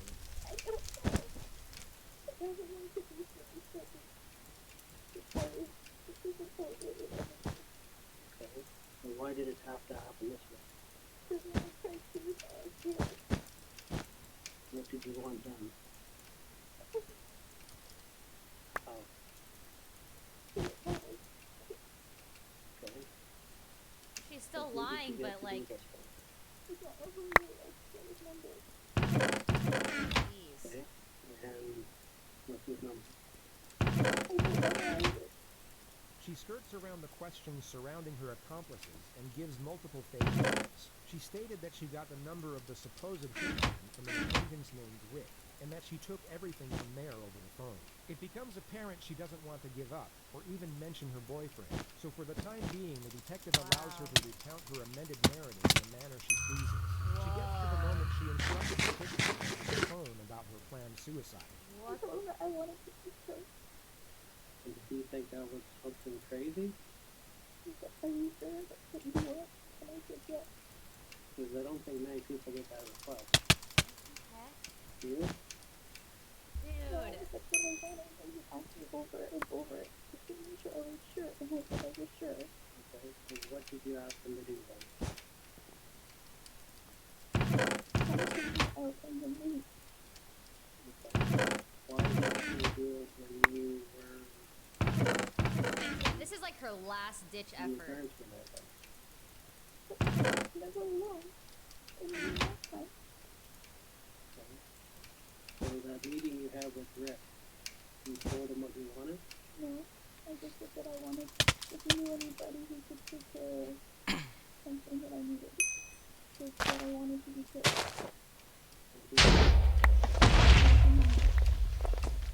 Did you have the number with him that day? Yeah. It just doesn't make sense. What did he say to you? It doesn't make sense. He just asked me to be killed. And your specific request for him was what? Yeah, he just did that for free, huh? So he does come into the house, and you're the obvious only young girl there, right? Okay. When he came to your room, what discussions did you have with the guy that came to your room? The real discussions you had, not what you told us. Where was the money? And I told him where the money was. Okay? But he obviously said, I'm here to do what you asked. He never said anything. What did he say? He put hands behind your back. Did he discuss ways with you how he would do it? No. Did you request any way for him to do it? He went to no one else will do that. Okay. Why didn't they do it the way you wanted? I don't know. I asked them to keep me in my mom when they took him away. It doesn't seem to make sense. I know, it doesn't make sense to me. Because I was supposed to be. Okay. Can you sit up for a minute then? Okay, look at me. The detective wants an Oh, outright confession, shit. and the second direct confrontation is about to commence. Eye contact. Only this time it will be a lot more aggressive, as he doesn't have to worry as much about the suspect locking up or requesting counsel. She is under arrest and going to jail after this interrogation, no matter what. Look at me. Okay. What I do believe is that you went to somebody. And I do believe that night you paid them the $2,000. But what's not true is it was never for you. Okay, Jen, no. Oh my Okay, god. you went to this person Oh my god. and you asked them to do a job. Oh my god. And the job was for your parents. You asked them to do this job on your parents, Jen. Okay? Let's be truthful. Okay? Nobody's gonna come there and get the wrong people. If you wanted to kill yourself, Jen, you're not gonna pay somebody $2,000 to do it. Okay. But there's other ways. Okay? And if that was gonna happen, they could have taken you outside and done it anyway. It wouldn't matter. But if you really wanted to die, all they would have had to do was pull up beside you in a car and shoot you. You made a specific request, and the job was for your mom and dad. Okay? Nobody's going to come in there and do the wrong job. Okay? Nobody's going to do that. They came, you paid, and they did what they were 4 supposed hours. to do. And the plan is for your parents. Okay? Then you have to be honest with this. This is the only thing that's in contention here. Okay? You made the mistake, okay? Everybody understands. Everybody in this police department feels sorry for you. I can tell you that right now. Okay? I don't Because feel they sorry for what her. you're going through. It's so obvious. Okay? That all this tension they put out, basically it's like a volcano. Alright? And at one point it was just too much and you erupted, okay? And you made a bad decision. Okay? And once you hired this guy, there was no turning back. Now, in the original story, you said they can hid your cell phone. Okay? If it was for you, you wouldn't have hid your cell phone. That would have been Oh! okay, fine.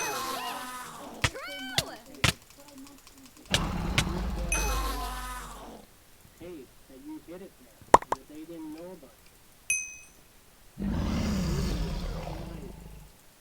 All it was so much success out of you, they were not even looking at you as a person. They were looking for a success story. Instead of just saying, whatever Jen wants is what's good for us. My ears. Whatever Wait, am I she's loud? happy with. As long as she's I know, happy am I with better? her life, I'm happy with her. She wants to work at Eastside Mario's for the rest of her life, Am I loud? that's fine. If she wants to be a pianist, that's great. If she wants to continue figure skating, that's wonderful. Why would somebody shoot someone they didn't have to shoot? I don't know. I can't figure that out. And actually not shoot the person they're supposed to shoot? I don't know. I'm trying to figure it out. Why didn't you tell us this that night? Yeah. Huh? Why did you say that earlier? Yes. But I wanted to die. But Okay, listen, if you wanted to die, you would tell us everything for the one night. Okay? If you really wanted to die, you would tell us everything because it doesn't really matter. Right? it does matter because the wrong person got hurt. And my dad is suffering. I appreciate that's what happened in the end, but that's what was supposed to happen. Okay? The good thing about this is your dad did live. And that went against the plan. If you could make this decision over, you would change it.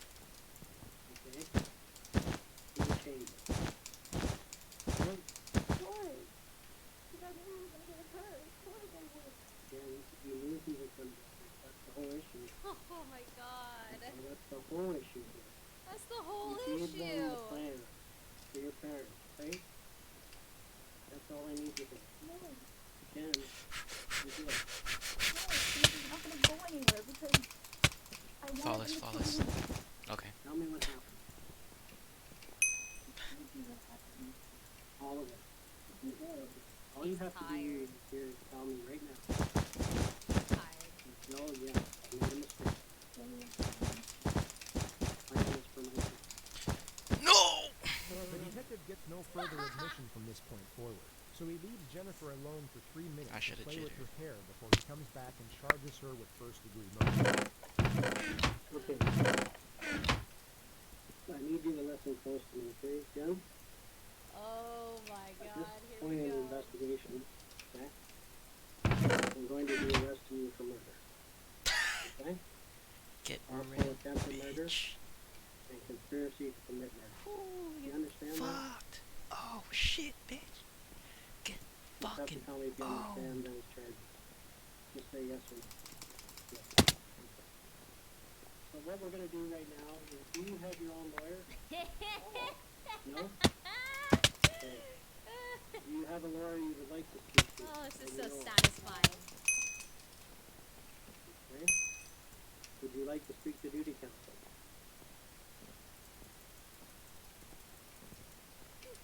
What is the one who can help me understand? Okay, so who would that be? I don't know. So do you have a lawyer? You said that you were on my side.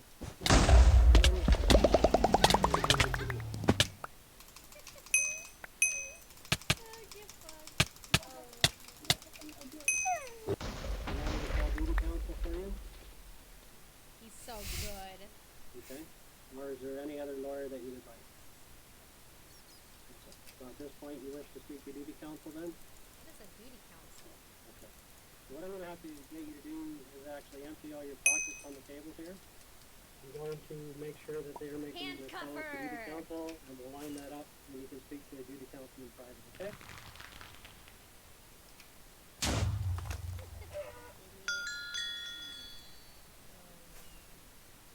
We've made a call to duty counsel, we're just waiting for them to call back, okay? Need a drink of water right now? No water. Okay. I do have to go and speak to these options, but I'll come back and speak, okay? So we gotta take care of these lawyers, Oh okay? my god. That's a priority right now, okay? He did such a good job making her feel like he was an ally that The she next still time wanted Jennifer him to would see stay. this detective would be when he testified at the trial.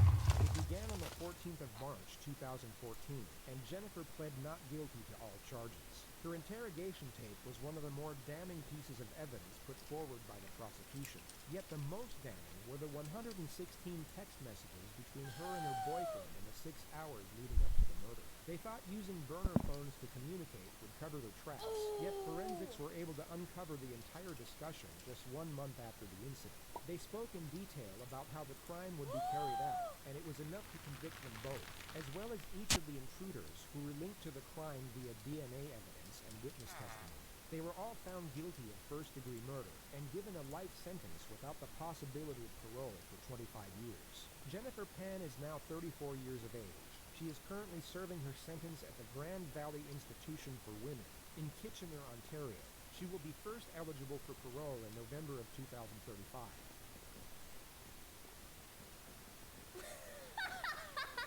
What about your dad? Is that right?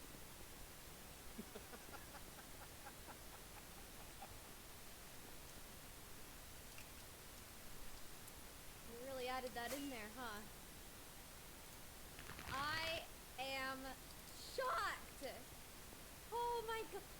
I can't believe they used burner phones and they found the burner phones a month later. That is so cool. Oh my gosh. Wow, I am just... Dude, okay. These people think they're so smart. They think they're getting away with stuff. But I feel like forensics people, the FBI, detectives, interrogators, all of that, they've seen all of this so many times. They're actually professionals. It's so cool! Wow. Idiots. I would probably say, you know, these are gonna be talking about, like, these are, like, real crimes, like, I would imagine that there is probably, this is probably going to be triggering to some people. I would assume that this is gonna be triggering, for sure. These are real cases. This is real. These are real people and real crime that has happened. So just be aware. On the 2nd of August, Oh. 2017, at approximately 5:15 p.m., 21-year-old Savannah Gold left her parents' home and drove to San Jose Boulevard in Jacksonville, Florida. She had a 5:30 shift at the Bonefish Grill, a casual seafood restaurant where she worked as a waitress. But on this occasion, she never showed up. It was a fairly quiet Wednesday afternoon at the diner. Her absence wasn't too much of a strain, so the on-duty supervisor simply took her hours off the roster for that day and thought nothing else of it. Suspicions only arose roughly 1 hour and 15 minutes after Savannah had left the house, as her father received a text message from her phone number. Hey, I just wanted to tell you and Mom, I met a really great guy and we are running away together. I love him and we are leaving to Ait. I'll call you later when we get to where we are belong. That's such a scary text to get from your kid. So, I'm never having kids! What the? Imagine having a kid like Dahlia. What the? Or Jody. Are you kidding me? Hey, I just want to tell you and Mom, I met a really great guy and we're running away together. I love him. And we are leaving tonight. I'll call you later when we get to where we're going. Wrong.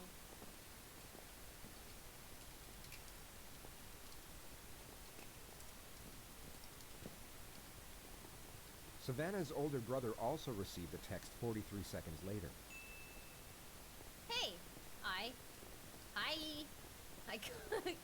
quit. I'm leaving with my boyfriend. I can't do this shit anything. I'm fine. Just want to get away. This is how I tweet, honestly.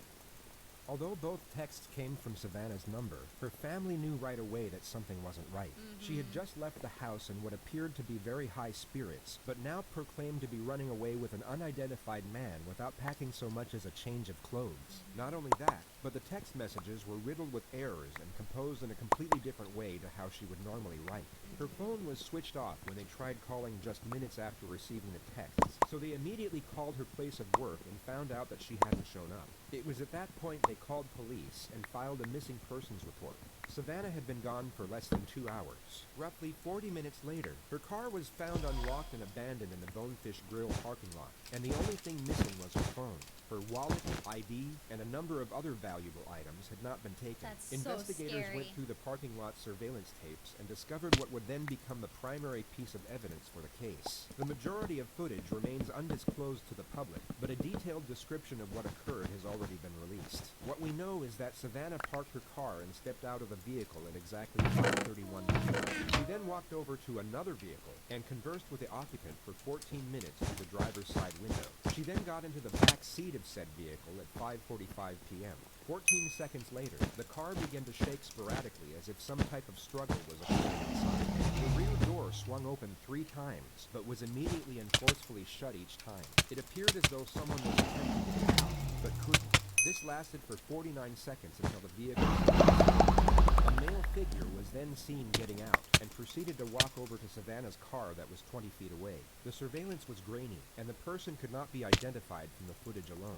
All that police could ascertain was that he had short brown hair and was roughly 5'11". The unidentified person reached into Savannah's car and took out what police believed was her phone. He then slashed the front tire with a knife before walking back to his own vehicle. He got in and drove away from the scene at exactly 6:04 p.m. Savannah was never seen exiting the car. This was a crucial piece of evidence, and essentially all investigators had to go on. They had to find out who the man was in the video, and fast. But they also had to be careful in how they conducted their investigation. They couldn't let anyone find out they had this footage in their possession, as knowing this information could allow a suspect to alter their alibi to fit with the evidence. This would take a significant advantage away from investigators during interrogation and would hinder their ability to build a case to a considerable degree. Over the following 2 days, investigators briefly interviewed all the staff at the Bonefish Grill. For the most part, these encounters consisted of just 3 questions. When was the last time you saw Savannah? Do you know where she is? And is there anything you know that could help with our investigation? Within 48 hours, they had 3 potential suspects, whose names were then ran through the motor insurance database. The first suspect didn't have a license. The second suspect owned a bright red 2001 Jeep Cherokee, while the third suspect was registered to a 2012 silver Chevy Suspect Malibu, number an 3. identical match to the vehicle seen on screen. His name was Lee O'Darty. He was 28 years old and was both the manager and head chef at the Bonefish Grill. Coincidentally, he was the first person to be interviewed at the diner about Savannah's disappearance, where he told investigators that he hadn't seen her in about 3 months and knew nothing of her current whereabouts. It was only from his coworkers that police discovered he was having an on and off relationship with Savannah for the last 8 months, despite it being against company policy. From what investigators could gather, this was a very popular individual, rising fast through the ranks of his chosen profession. He was known for his charm and charisma amongst his colleagues, and also had a lot of success when it came to the opposite sex. On all accounts, his life seemed to be going very well, but he was now the prime suspect in a kidnapping investigation, and the Jacksonville Sheriff's Office planned their next steps in meticulous detail. At around 5:15 p.m. on August 5th, police arrested Rodarty while midway through his shift at work. They told him it was for an outstanding traffic warrant and took him to the JSO Police Department. Can you do me a favor, mind you check that out? Yes. You can go have a seat for me real quick. I'll be right back, okay? Yes, sir.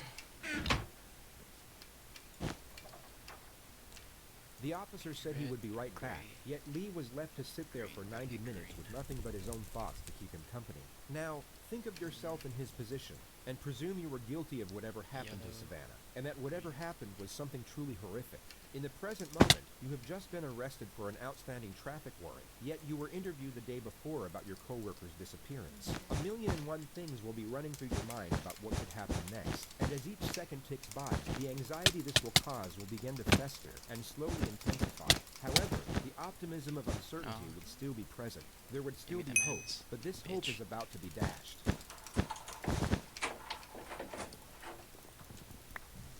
90 minutes. The sound of the door opening would have been a pleasant relief from the monotonous cycle of Rodarty's own thoughts. Yet this brief moment of alleviation would have instantly converted to shock as Detective Ray Reeves walked through the door, the same investigator who had interviewed him about Savannah the day prior. Hey, man, how you doing? Good, good. You remember me the other day, Detective Reeves? It would have been at this moment that Lee realized his situation was far more severe than he was hoping. The relative optimism he would have felt during the initial 90 minutes on his own will now be gone, which in turn will greatly magnify the contrasting sense of fear he will now be experiencing. This is my partner, Detective Saylor. She was interviewing some of the other folks, the waiters and other staff people the other day, so she didn't get a chance to come in at the time. I wanted to talk to you, or actually, you want some more water? Actually, would it be alright to use the restroom one more time? Come on, you bet. I'll walk you out there.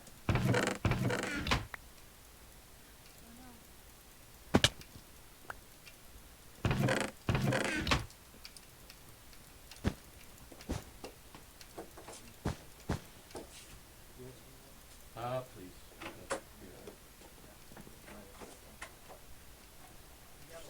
Water.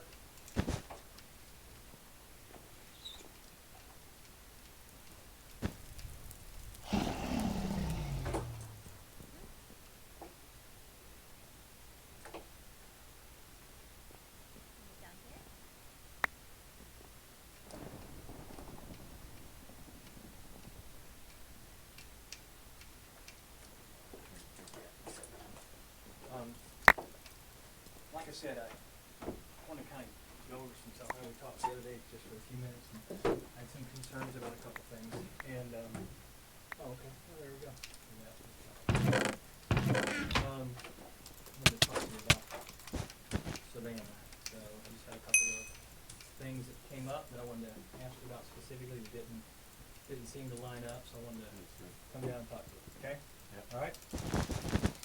Did you take alcohol today and drugs today? I took in Adderall that my brother gave me. Okay. Because I was there till late last night. Yeah, yeah. And I was too. Okay.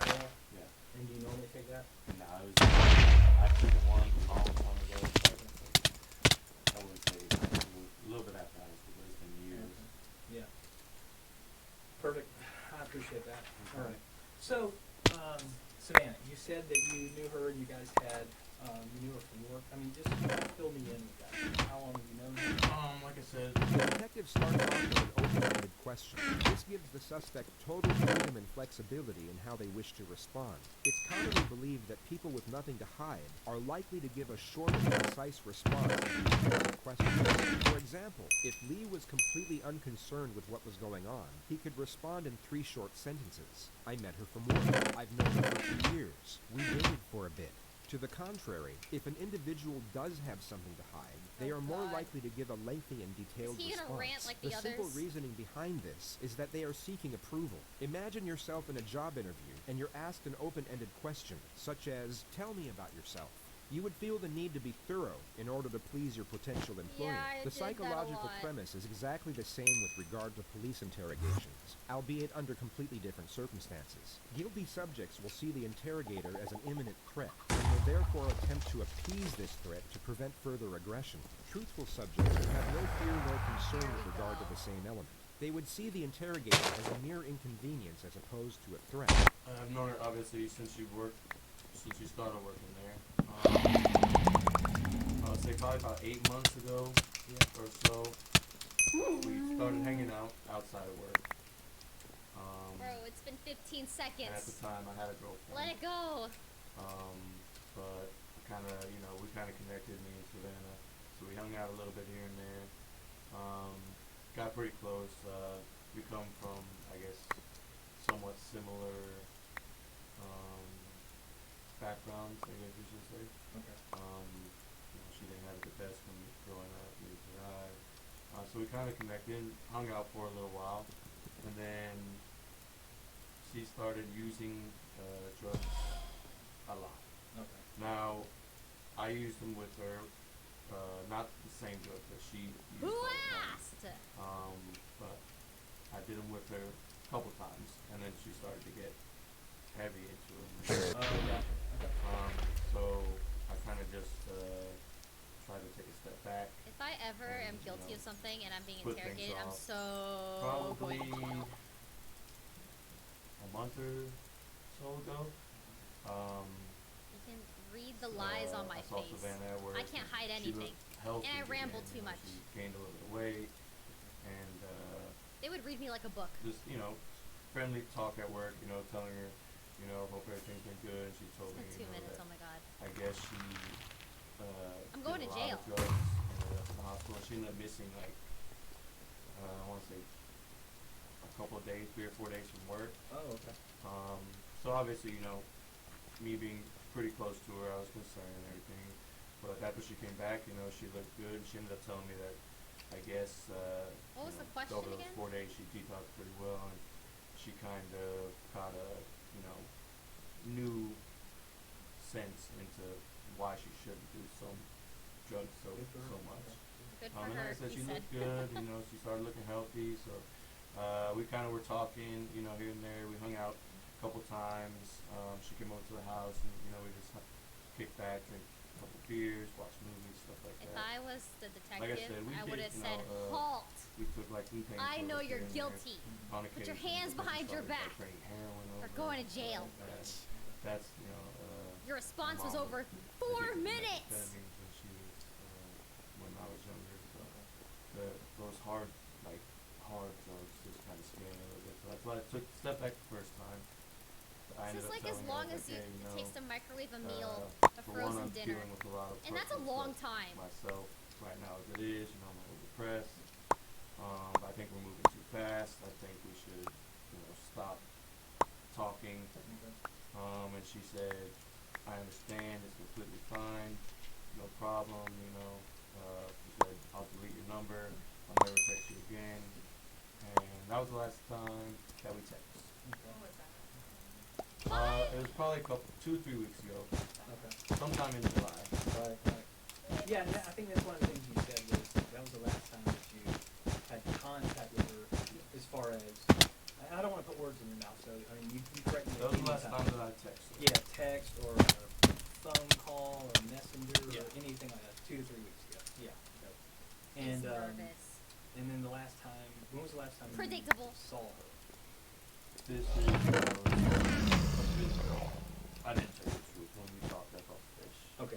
doesn't know the extent of the evidence, but he knows the investigators have something, and he now has no choice but to amend his alibi to some degree and give some form of admission. This allows the investigators to get one step closer to a confession, The 5 while also minutes was a keeping the lie? capacity of the evidence hidden until a more critical moment. Last time I saw her was Wednesday afternoon. Time, Savannah, what do you say? I heard that she has been basically telling a lot of people. He's self-snitching. Picked up a bunch, like a couple days before that, and that she was going to like tell about the whole situation, try to get me fired. Well, why would that get you fired? Well, I'm a manager and she's an employee. So Okay, so you guys aren't supposed to fraternize. Yeah. Okay, I got you. And she just told people, I guess, that she was out with that work at the restaurant that we were having sex. Okay. I pulled in the parking lot. She pulled in, looked at me. I parked, and I said, "Hey, I want to talk to you for a second." And she said, "Yeah, what's up?" And I was like, "I heard you've been saying some things about me and you continuing to hang out, and you know that we're boyfriend and girlfriend." His leg is She guilty. asked me, she said, "Can I come sit in the car? Because I just need some heroin and I'm a little paranoid." Heroin doesn't make you feel paranoid. It makes you extremely relaxed and oblivious to your surroundings. Some might argue that heroin can cause paranoia depending on the user, yet Savannah was driving moments earlier and was about to start a shift at work. If she was using, she most certainly wasn't the type to get paranoid. Heroin is like the exact doing that? opposite You of doing paranoia. doing that. And so she came inside in the car, and I explained to her the situation. I told her that servers at Bonefish were coming to me and telling me that you're telling people when you're out that we're still having sex and we're boyfriend and girlfriend, and I would appreciate, I need you to stop because one, it's jeopardizing my job. We agreed to, split, stop talking mutually, and just move on, and be cordial or whatever. But there's nothing more than that. How?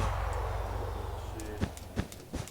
She's like, keep talking, telling lies and stuff about me and everything like that. And at that point, Lee has just tried to cover his tracks as much as possible without giving away anything incriminating. He may have thought a witness saw him at the scene with Savannah, and was most likely hoping the verbal argument was the extent of what was seen. He therefore gives away this detail, in an attempt to come across as truthful. Yet as we know, the investigators have proof that Savannah never got out of the car, and he's about to lock himself into his second lie, which is exactly what the detectives want. she had her phone in her hand, she got out of the car, and walked towards the main entrance from San Jose. So like you're from. So this is like. I wouldn't say she was walking along the edge of the plaza, but she was walking maybe towards this way. And I would say an older model Ford pickup, green. Okay. Drove past me and around, and she got in. The suspect has now thrown away his best possible defense, which would have been that he drove away from the parking lot with Savannah, and that she got out at another destination where they then parted ways. If he had known about the surveillance footage, this would have no doubt been his revised narrative, but He it's no longer almost covered possible his due tracks. to this fabrication. This is now his stated alibi under caution, and any amendments that he might try to make at a later stage will have no credibility whatsoever. So she gets out of the back seat and begins walking in the direction of, not necessarily paralleling San Jose, but He she's almost walking covered towards his 295, tracks. down towards that entrance area. Yeah. And then she's got her phone, and you said you thought she was calling somebody. The detective knows this alibi is completely fabricated, so you might be wondering why he's inquiring into it further. The truth is that he's not actually inquiring, only pretending to. The suspect's responses to these questions are of no importance, and the detective is not information gathering. He's simply getting the suspect to let his guard down as much as possible by making him think that he is being believed. As the suspect continues to convey this made-up narrative, his anxiety will slowly diminish. His belief that he is fooling the detectives will increase, and his heightened state of mind will decrease as a result. This is a well-known strategy, and the reason for this strategy is because the detective is about to initiate the first confrontation. He wants to catch the suspect completely off guard.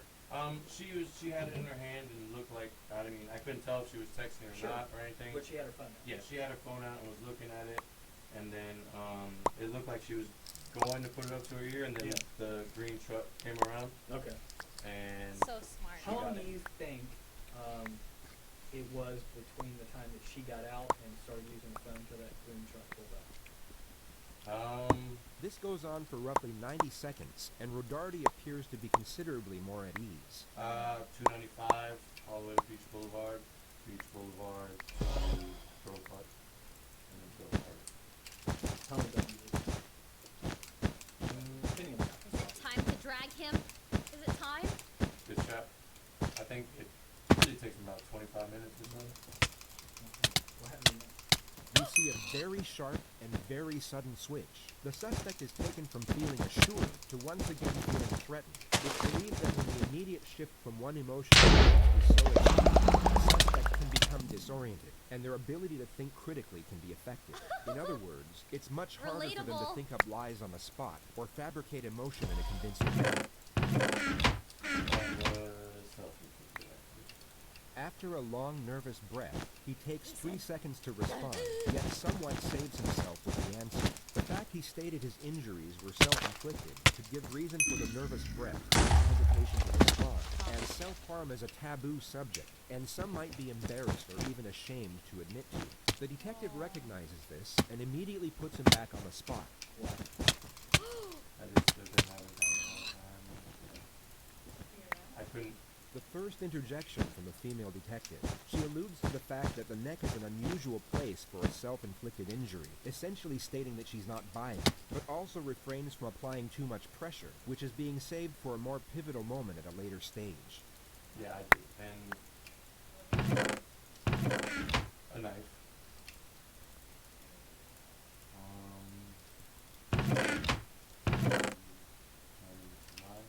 Present date, August 5th. Yeah. Well, I kind of peeled the scab here and there at work, and stuff like that. I peeled it last night working. Probably not the best advertisement for the Bonefish Grill if their head chefs are peeling their scabs off at work. But then again, the wounds are more than likely a fresh injury from his struggle with Savannah, and they hadn't been peeled off at all. No, it is coming off a little bit today, so I was getting out a little bit. Let me see. But this and this was the same night. This one was just a lot worse. Yeah. than this one was. Okay. And that was in July? Yeah. Okay. Like a few weeks back. Yeah. Okay. When she's in the car, what did she say to you about what her plans are? So she's scheduled to work that night. So she's going to work? She didn't talk about, I mean, I assumed she was going to work. Mhm. She was in her uniform. But she didn't say, when she got out the car, she didn't say anything after she got out of the car. They further reinforce his confidence by going back to his narrative of the truck and allow him to convey the story in more meticulous detail. They are once again giving him a false sense of security, only to use it against him at the opportune moment. When she gets in that truck, let's be honest, in the car she was. Savannah, okay? Savannah, again, with this picture, if we're using it in the same place, from where you're going, they go over here. You're here, and they drive out over here. Does they stop? Does she get out and go into work? Keep going? I didn't see once they turned the corner past the ATM. Once she got in and they left, I left. Because I just... You run into them on the road anywhere? No. Okay. Did she call you later on and text you later on? Run faggot, run faggot, run No faggot, other run contact? faggot, run faggot. So, where's Savannah right now? Where would I find her? This is a far more aggressive confrontation. It's essentially an accusation that the suspect is involved in Savannah's disappearance. Innocent subjects will usually reciprocate this aggression and respond to this type of question with a question of their own, such as, why are you asking me that? Or, what are you trying to say? They would openly recognize and refute the allegation, most often in a forceful manner. Lee had no emotional response whatsoever, nor an ounce of shock. He answered the question with a composed demeanor, almost as if he knew it was coming. It lets the detectives know he was anticipating some type of blunt confrontation. That's my prime objective is to find her. Definitely. I think time's running out. I want to find this girl. I need to find her. And here's a couple reasons I want to find her. One is I'm hoping that she's still alive. And that's really, I really do, I'm holding out for that. And if she's not alive, then I think she and her family are due that knowledge. Fuck. I think that's, I think they need some closure. Did he AFK? Because I think the reality is if somebody's dead somewhere, a parent would want to know. I think if do you have kids? No. Okay, so one day when you have kids, the uncertainty is whatever kind of a person she is. And I'm not about to say what kind of person she is. Because I'm not making any judgments. I'm saying that this human being is alive. I want to find her. I need to make sure she's okay. Because several days now, she hasn't been around. Things happen to people. People can't stand a lot of things that can transpire. But the other thing is, if she's not, this family deserves better than this. This family deserves better than somebody who works with her and who's got knowledge and won't tell the truth. That's pretty cheap. I'm gonna be honest with you. And your feelings in it, I don't really care about your feelings. What I care about is finding her. So where is she? I don't know where she is. Where is Savannah? I don't know. I need to know where Savannah is. I don't know where she is. You don't know because you have involved in that part? I don't know. Tell me something. What can I work with? I told you the last time I saw her. That's not true because we have proof. This moment would have been rehearsed multiple times before the interrogation started. The investigators would have planned who would reveal the surveillance to the suspect, and at roughly what moment. The suspect had been confronted multiple times, and the situation was now fully transparent, yet he continued to maintain his innocence by clinging on to his narrative. It becomes evident that he isn't going to budge, so the female detective takes the initiative. She reveals their final and most substantial piece of evidence for the purpose of maximizing the pressure. Yeah, we have proof. And that's why we're sitting here, Lee. At this point, we need this for her. I mean, I look at that little girl and I think of my little girl. My little girl who's her age. That's who I think of. Aww. That's my little girl. You couldn't imagine. I don't care what she said about you or whatever, but my little girl is that age. Maybe and you're not telling the truth. Maybe something gets out of hand in the car. I didn't do anything. Okay, you didn't do anything, but she was in your car. She never got out of your car. She never got out of your car. Lee? We're not saying that you did anything. I'm trying to find her. I didn't say you did anything. I don't know where she is. Well, we can prove that you left with her in the car. So please, do everybody a favor and just tell us. Where is she? You've got to be able to be able to separate. We're not sitting here saying you did anything to her. I don't know. She's on drugs. Maybe she passed. I don't know. I'm not in that car with you guys. I know that she's in that car with you. I have proof of all of this. Okay, let me ask you, Lee. Then tell us now if you're being an honest man. Are you being honest? Yes. Let's start being honest. She never got out of your back seat, Lee. She never got out of your back seat. Video cameras don't lie. Lee. How do you know? How do you think I know this information, Lee? I wasn't there, but a video camera caught it. Tell me what happened. I don't know. What happened? How do you know? Was it an overdose? Is that what happened? I don't know. I'm not in the car with you guys. You just said she was in your car and she had admittedly had done heroin.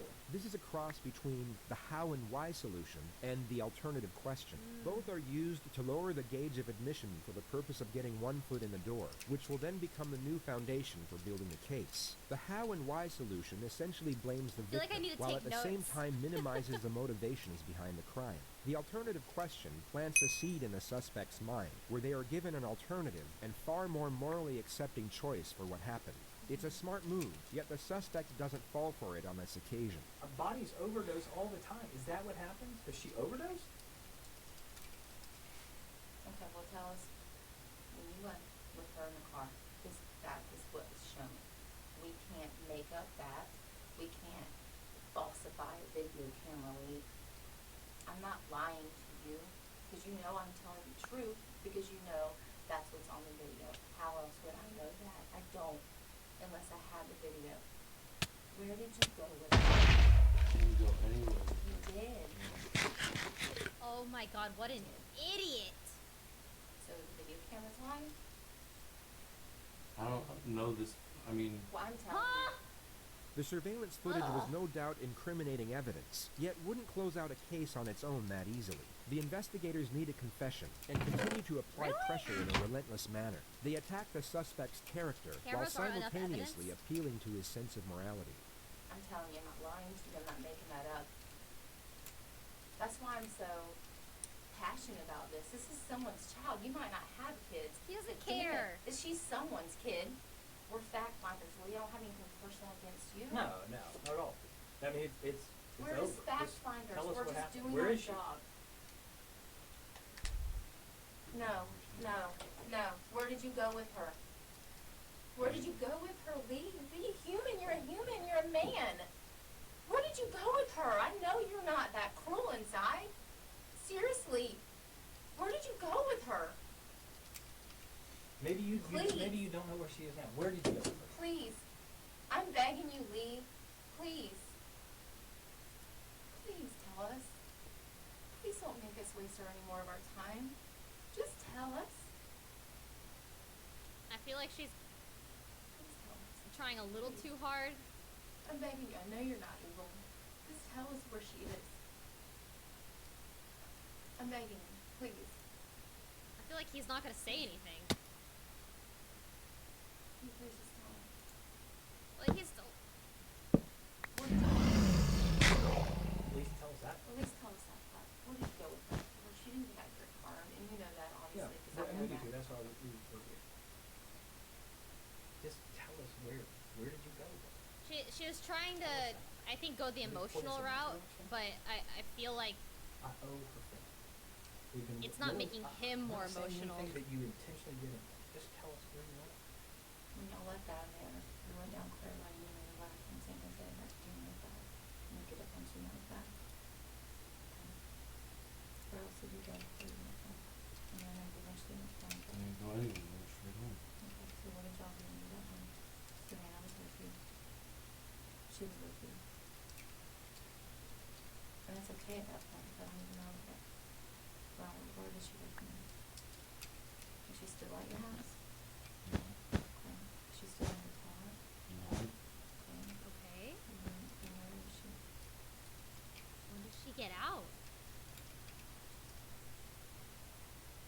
I don't know where she is. Okay, where did you last drop her off at? I didn't drop her. Okay. Right. Where'd you go? I went to my house. This is a breakthrough. The investigators have got Lee to amend his story once more by lowering the level of admission, and this shows that he can still be influenced. As stated earlier, they were trying to get one foot in the door, which they have now done, and this is their new platform to build on the more damnatory elements.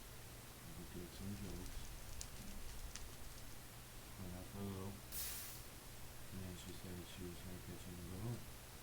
What was going on in And the back too late. seat? What was going on in the back seat? Where the doors would be kicked open. She kicked open that door 3 times, Lee. She kicked it. We saw it. Where's Savannah? I don't know. You do that. Lee, we understand. Listen, we understand. We're not trying to hinge you on anything, man. I'm telling you, I'm thinking of this girl and her family. This is real. These are real cases, or real interrogations that have happened. She was. Huh? Please tell me where you go. What?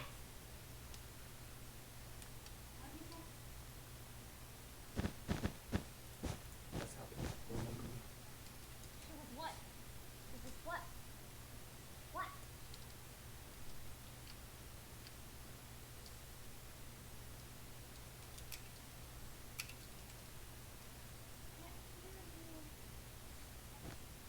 The released footage of the interrogation tape cuts off at this exact moment. The state's attorney has been contacted by multiple sources to release the next segment, but has so far refused to do so.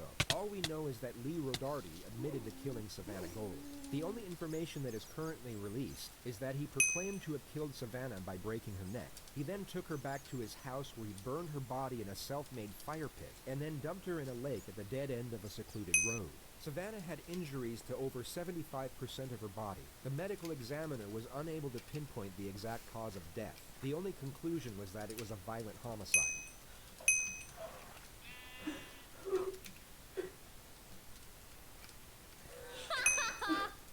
Yeah, fuck, idiot. The segment of admission was cut, yet the JSO released the footage that came just moments after. It shows a human being experiencing an emotional reckoning so overwhelming, while also trying to process the terrifying nature of his immediate situation.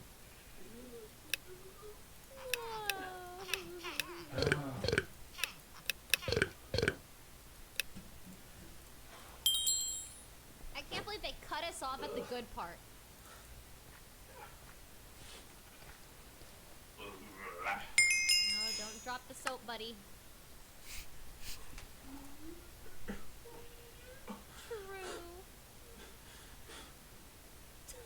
He's pouting. I can't. Oh my god, I can't. Later. I want to be a detective now. I feel like it'd be so fun. It'd be so satisfying to get the criminals.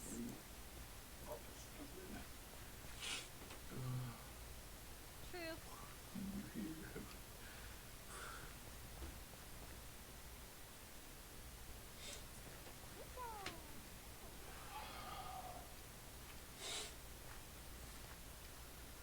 I wonder why he killed her, though.